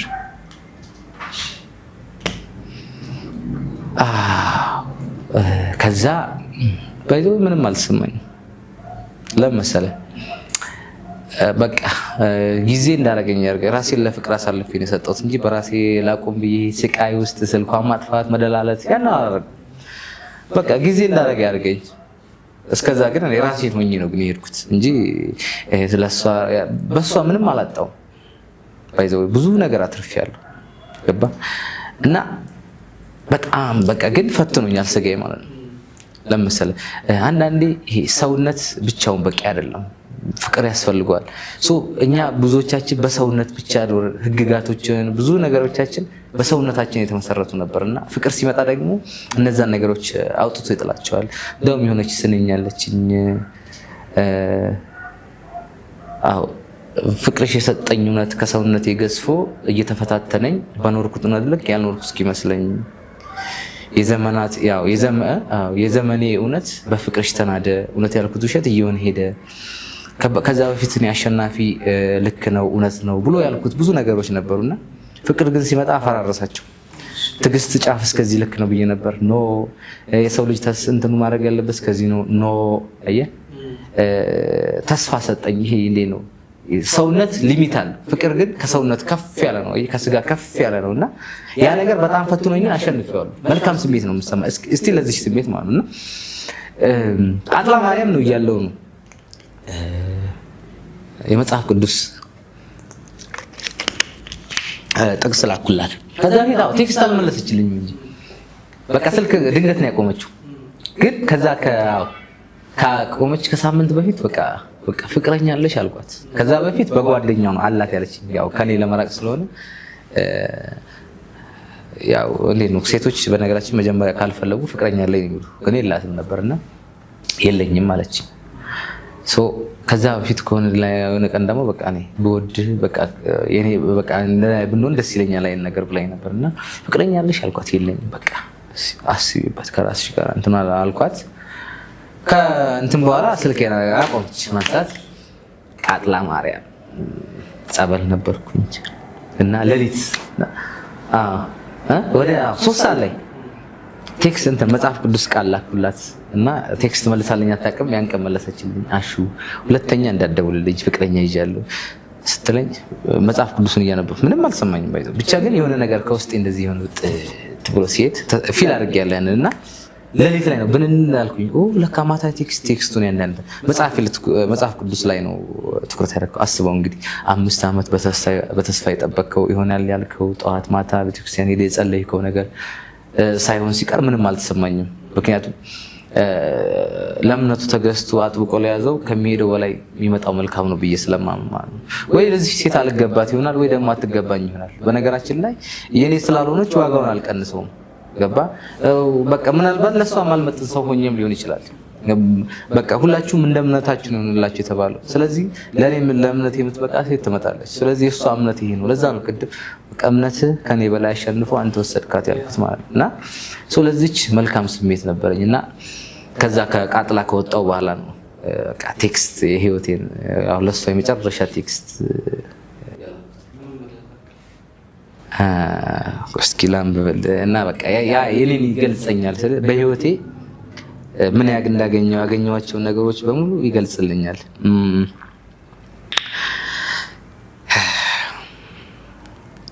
ሜሎሪና እንኳን ደስ አለሽ። ስላንቺ ደስ ብሎኛል። እግዚአብሔር ይመስገን። ደስታሽ ደስታዬ ነው። ይሻል ሲገኝ ምን ያስከፋል? ያንቺ ደስታ ለኔ ተርፋል። እኔም እኮ አለኝ ድርሻ ሲያምር ያንቺ መጨረሻ። አንድ አትክልተኛ ነበር። አንዲት ውብ የሆነች በጣም የምታምር አትክልት ነበረችው። ይወዳታል፣ ይንከባከባታል፣ ሁሌም በስስት ያያታል። አትክልቷም እያደገች መጣች። ቀድሞ ከነበራት ውበትም ይበልጥ ውብ ሆነች። አትክልተኛውም እጅግ ደስተኛ ሆነ። ያ ሰው ማለት እኔ ነኝ።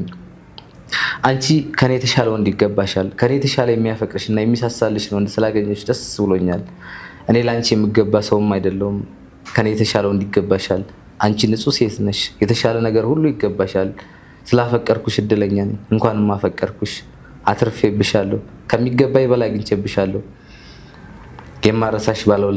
የማረሳሽ ባለውለታዬ ነሽ። ህይወቴ ሙሉ ሳመሰግንሽ እኖራለሁ። ያኔ ገና እንዳየውሽ ወደ አባቴ አንኳኳው፣ ጠየቅኩት፣ ፈለግኩኝ፣ ጸለይኩ። ኦ አምላኬ የመጨረሻ ሔዋን ያድርጋት፣ እርሷን ስጠኝ። የኔ ከሆነችም የፈቀድከው እስኪሆን ትዕግስት ስጠኝ። ትዕግስት ግን ሰጠኝ። ሁሉን ቻልኩ፣ በረታው፣ ተስፋ አደረግኩ። የኔ ካልሆነችም ከውስጤ ያውጣት ብዬ ለፍቅር አምላክ ጸለይኩ፣ ጥላቻ እንዲሰጠኝ። እርሱ ፍቅር ነበርና አልሰማኝም። ጠፋ ሰሚ ታቦት ወዶ ለሚጠላ እንዳለችዋ። በኖርኳቸው ዓመታት ውስጥ እድሜ ልኬን የማውቅሽ ያህል ነበር የተሰማኝ። በእነዚህ 5 ዓመታት ውስጥ 5 ጊዜ ነው ያገኘሁሽ፣ ግን ሁሌም ከኔ ጋር ያለሽ ያህል ነበር የሚሰማኝ።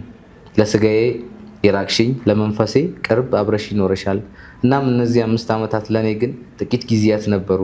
ያዕቆብም ስለ ራሔል 7 ዓመት ተገዛ፣ እርሱም ይወዳት ስለነበረ ጥቂት ቀን ሆነለት ይላል መጽሐፍ ቅዱስ። ፍቅርሽ ከውካታው ዓለም ነጥሎ በዝምታ ባህር ውስጥ አሰጠመኝ። ዝምታ ነገሰብኝ። የተራቡሽ ዓይኖቼ ገና ሲያዩሽ በእንባ ይሞላሉ። እነዛ እንባዎቼ በአንቺ ዘንድ እንደ ውሃ መስለው ቢታዩሽም አንደበቴ መናገር ያቃተው የፍቅር ቃላት ነበሩ። አንቺ ግን እንደ ጅል ቆጠርሽኝ።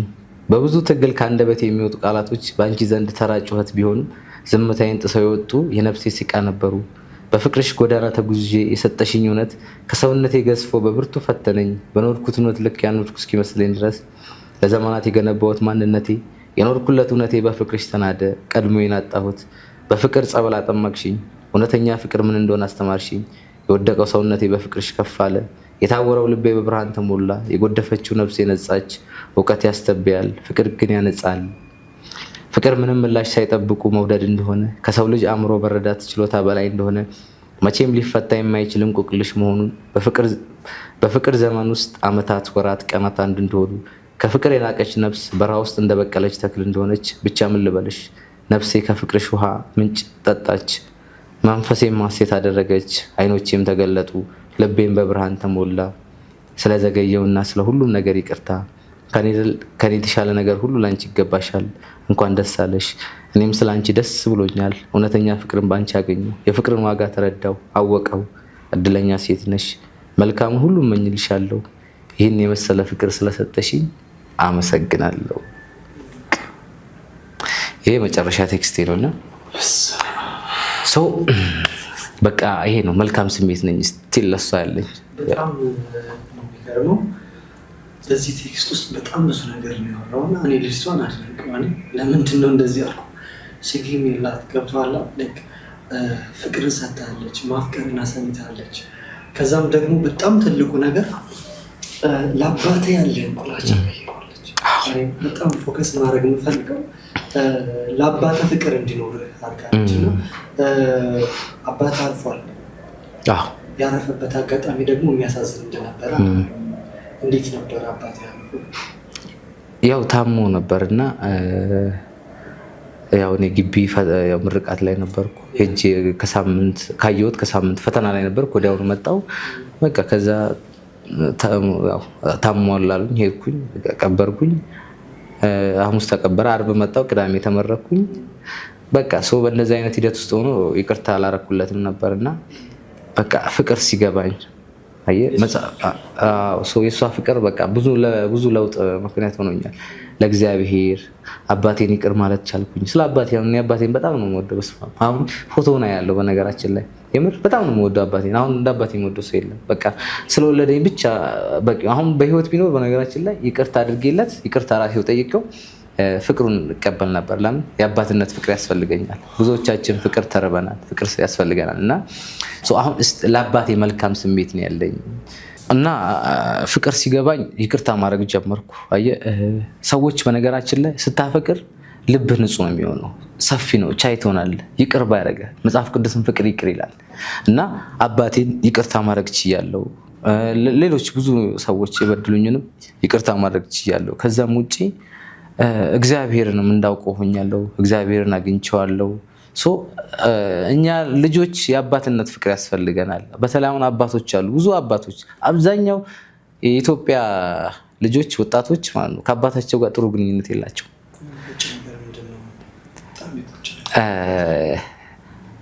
ያው እኔ ኋላ ላይ ባላረገው ብዬ ማስበው እንጂ እንትን እንደዚህ ጸጸት ውስጥ ገብቼ ወይኔ እንደዚህ ባረኩ ራሴ የምጎዳበት ነገር የለም። ግን ምን አለ አባቴን ነገ ላይ እህቴ ታስታርቀኛለች ነበረ ምለው ለእህቴ ስለምወዳት በቃ ለሷ ንጹህ ፍቅር ስላለኝ በቃ እሷ የምትለኝን ሰማለሁ።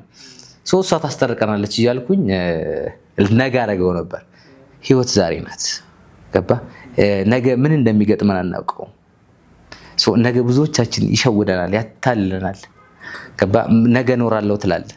ህይወት ግን መቼ እንደሚያበቃ አታውቅም። እያንዳንዱን ነገር ዛሬ ኑሩት። በቃ በቻላችሁት መጠን ዛሬ ኑሩ። ነገ ተስፋ ነው፣ የሚመጣው ነገር አይታወቅም እና ያ ነገር ባይሆን ኖሮ ደስ ይለኝ ነበር፣ ግን ሆነ። ብዙዎች ከዚህ ህይወት መማር ይችላሉ። አባቶች ደግሞ ለልጆቻቸው የሚገባውን ፍቅር ስጡ። ፍቅር ያስፈልገናል። አብዛኞቹ አስተዳደጋችን ጤናማ ስላልሆነ ነው በፍቅር ግንኙነት ውስጥም ትዳራችንም እያንዳንዱ ነገር ከፍቅር በተቃራኒ እየሆነ ያለው ማለት ነው። ስለዚህ እናትዬም በልጅነቷ ለማየቴ በጣም ይጎድኛል ቁሜ ማለት ነው። እና አሁን አባት እንዳይሞት አልጋ ላይ ተኝቶ የአንተን ይቅርታ ይናፍቃል። ምን አለ ልጅ ይቅር ብሎ በቃ ማለት አጠገቡ ሆነ ይቅር ብያለሁ ይቅር ተባብላችሁ ማለት ላይ አይ ፊል ላይክ የአባት ፍቅር አለ። ይቅር ካረክለት ይቅር ካታረክለት መሞት ለሱ ምን ያንጸጽ አሁን ላይ ምን የሚሰማ ይመስላል? ስለ እኔ ያለፈ ህይወት የምወቅስ ሰው አይደለሁም። አሁን አንድ ነገሮች ከሆኑ በቃ ሆነዋል ተቀብዬ ምናልባት የኔ ህይወት እጣ ፋንታ እንዳይገጥማቸው ሌሎችን አስተምራለሁ እንጂ በቃ ባላረገው ደስ ይለኝ ነበር። አንደኛ ያዛኔ ወጣትነት አለብኝ፣ ኢጎ አለብኝ፣ ይሄ ህመም አለብኝ፣ ስቃይ አለብኝ። እኔ የስነ ልቦና ባለሙያ ያስፈልገኝ ነበር። ራሴን ነው በቃ አክሜ አሁን ድኛለሁ። መልካም ስሜት ነው። ስለዚህ በህይወቴ ባላረገው ብዬ ማስበው ያ ነው እና እንዲሁም ደግሞ በፍቅር ስም አልባሌ ዋጋ ከፍዬ ነበር። ገባ? ሴቶችን ወደ ኃጢአት ውስጥ ያን ነገር ባላረገው ያ ነገር ምናልባት ትንሽ ሊጸጽተኝ አለማወቄ ነው። አሁን ላይ ደግሞ ያላችሁ ማወቅ ትችላላችሁ። ገባ? በፍቅር ስም መሞት ፍቅር የምንሞትበት አይደለም፣ ምንድንበት ነው። ፍቅር መልካም ስሜት ነው። ፍቅር የጭቅጭቅ፣ የጸብ፣ የቅናት ይሄ የኔጌቲቭ እንትኖች ምንጭ አይደለም። ገባ? እነዚህ ነገሮች ባላረጋቸው ብዬ እንትን ነበርና ያው አባቴንም በቃ ተቀብያለሁ። እኔ እቀበላለሁ ነገር የሆነ ነገር ሲሆን በቃ ሆኗል። ምን ማድረግ በቃ ከሞተ ከ3 ነው ከ2 ዓመት ከምናምን በኋላ ነው ይቅርታ ያደረኩለት እና አሁን አባቴን በጣም ነው የምወደው። እህቴ ያለች አሁን አባቴ ሰጠኝ፣ እሷን በጣም ነው የምወዳት። በቃ እኔ እንጃ በጣም ነው የምወዳት። ያው ስለሷ እንባ ይቀድመኛል። ምን ቃላት የለኝም። ባይዘው በቃ ብርታቴ ነች። ዩሲ ጠንካራ እንድትሆን ፈልጋለሁ። አሁን እኔ የምነግራት ትንሽ ገና 14 ዓመቷ ነው ባይዘው እና ጠንካራ እንድትሆን በቃ በስሜትም በአእምሮም በሁሉም ነገር እዚህ ምድር ላይ መተማመኛ እንደሌለን የኔ የምትላቸው ቤተሰቦች በአንድ ቀን ልናጣቸው እንደምንችል ራሷን ችላ መቆም እንዳለባት አእምሮዋ ላይ በቃ አእምሮዋ እንዳይጫወትባት ብቻ ሰው እንድትሆን እንደዛ መክራታለሁ እና እንደዛ ነው። ይሄ ነገሮች እንትን ይሉኛል።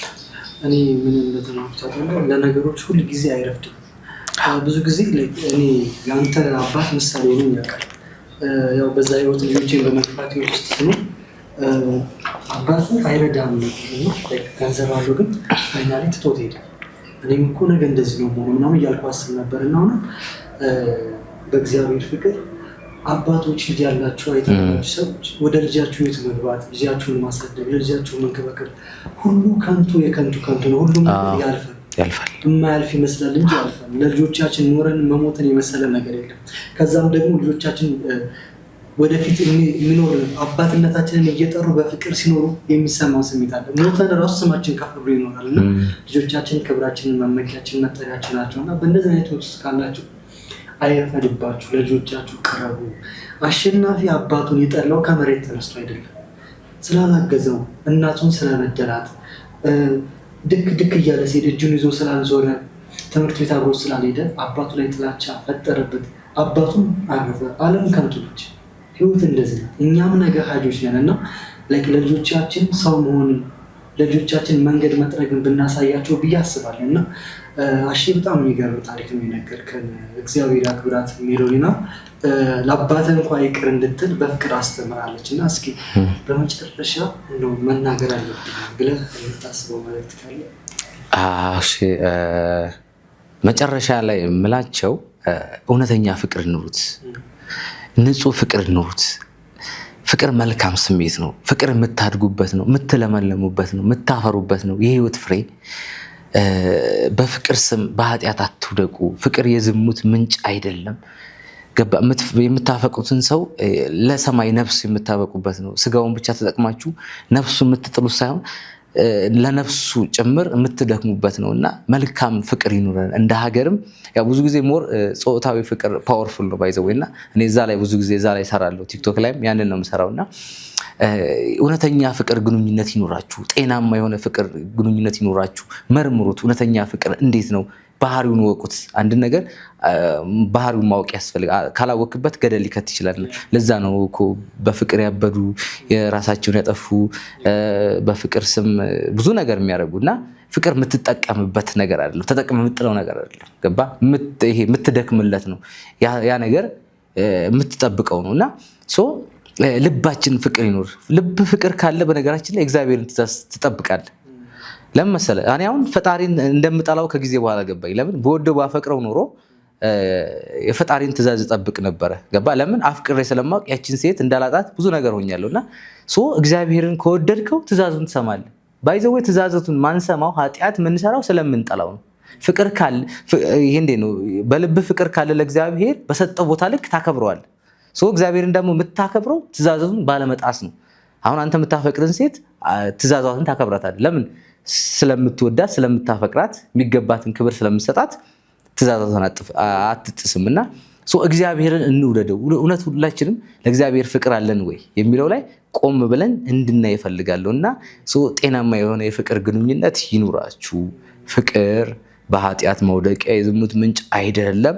የሚያፈቅርሽ ወንድ በዝሙት አይጥልሽም፣ ይንከባከብሻል። ያንን ነው ማለት ፈልገው። ሌላ ደግሞ ያው ዩቲዩብ ቻናል አለኝና ያው በእንደዚህ አይነት ዙሪያዎች ላይ የምሰራውና ሰብስክራይብ እንዲያደርጉኝ። ያው አሸናፊ ካሳዬ ነው የሚለው ዩቲዩብ ስሜ። እንዲሁም ዩዘር ኔም አለኝ @አሸናፊ ላቭ 13 ነው። እና ያንን ሰብስክራይብ ያደርጉኝ። ፍቅር በልባችን ይንገስ። ፍቅር ካለን ሀገራችን ሰላም ትሆናለች፣ እኛም ሰላማዊ ህይወት እንኖራለን። እና ባለማወቅ ብዙዎቻችን በፍቅር ውስጥ ያለን መስሎን ግን ከፍቅር ርቀን ፍቅር ተጠምተናል። ሳናውቀው በፍቅር ውስጥ እያለን ፍቅር ብዙዎቻችን ተጠምተናል። ፍቅር ያስፈልገናል። ፍቅር ሲኖር አምላካችንን እናከብራለን፣ ያፈቀርነውን ሰው እናከብራለን፣ ሀገራችንን እናከብራለን። ያንዳንዱ ነገር እርስ በርስ እንከባበራለን። እንግዲህ ተመልካቾቻችን በጣም ወዳችሁ ማከብራችሁ የይቅርታ ልብ ያላችሁ ወዳጆቼ በዩቲዩብ በ15 ቀን ኦልሞስት 20 ቀን ምናምን ቢሆን ነው ወደ 54,500 ሰብስክራይበር ሰጥታችሁኛል፣ ይቅር ብላችሁኛል። በጣም ነው የማመሰግነው። አሸናፊ ካሳዬ ይባላል። በቲክቶክም በዩቲዩብም ስለ ፍቅር ማውራት ይወዳል። እውነተኛ ፍቅር ያወራል። ብዙ ጊዜ በሀሳቡ አልስማማም። አክቹዋሊ ያው ስለ ቅናት ሲያነሳ ምናምን ብቻ ግን ጥሩ የፍቅር መልካም የፍቅር ፖዚቲቭ የሆነውን ነገሮች ያወራል። ዩቲዩብም ላይ ይሰራል፣ ቲክቶክም ላይ ይሰራል። ከፈቀዳችሁ ከወደዳችሁ ገብታችሁ ሰብስክራይብ እና ፎሎ አድርጉት። ሊንኩን ከታች አስቀምጥላችኋለሁ። እኔ ደግሞ በእውነት እግዚአብሔር በሚያውቀው አሁን እዚህ ጋር የምታዩትን ሰው የፈጠራችሁት እናንተ ናችሁ።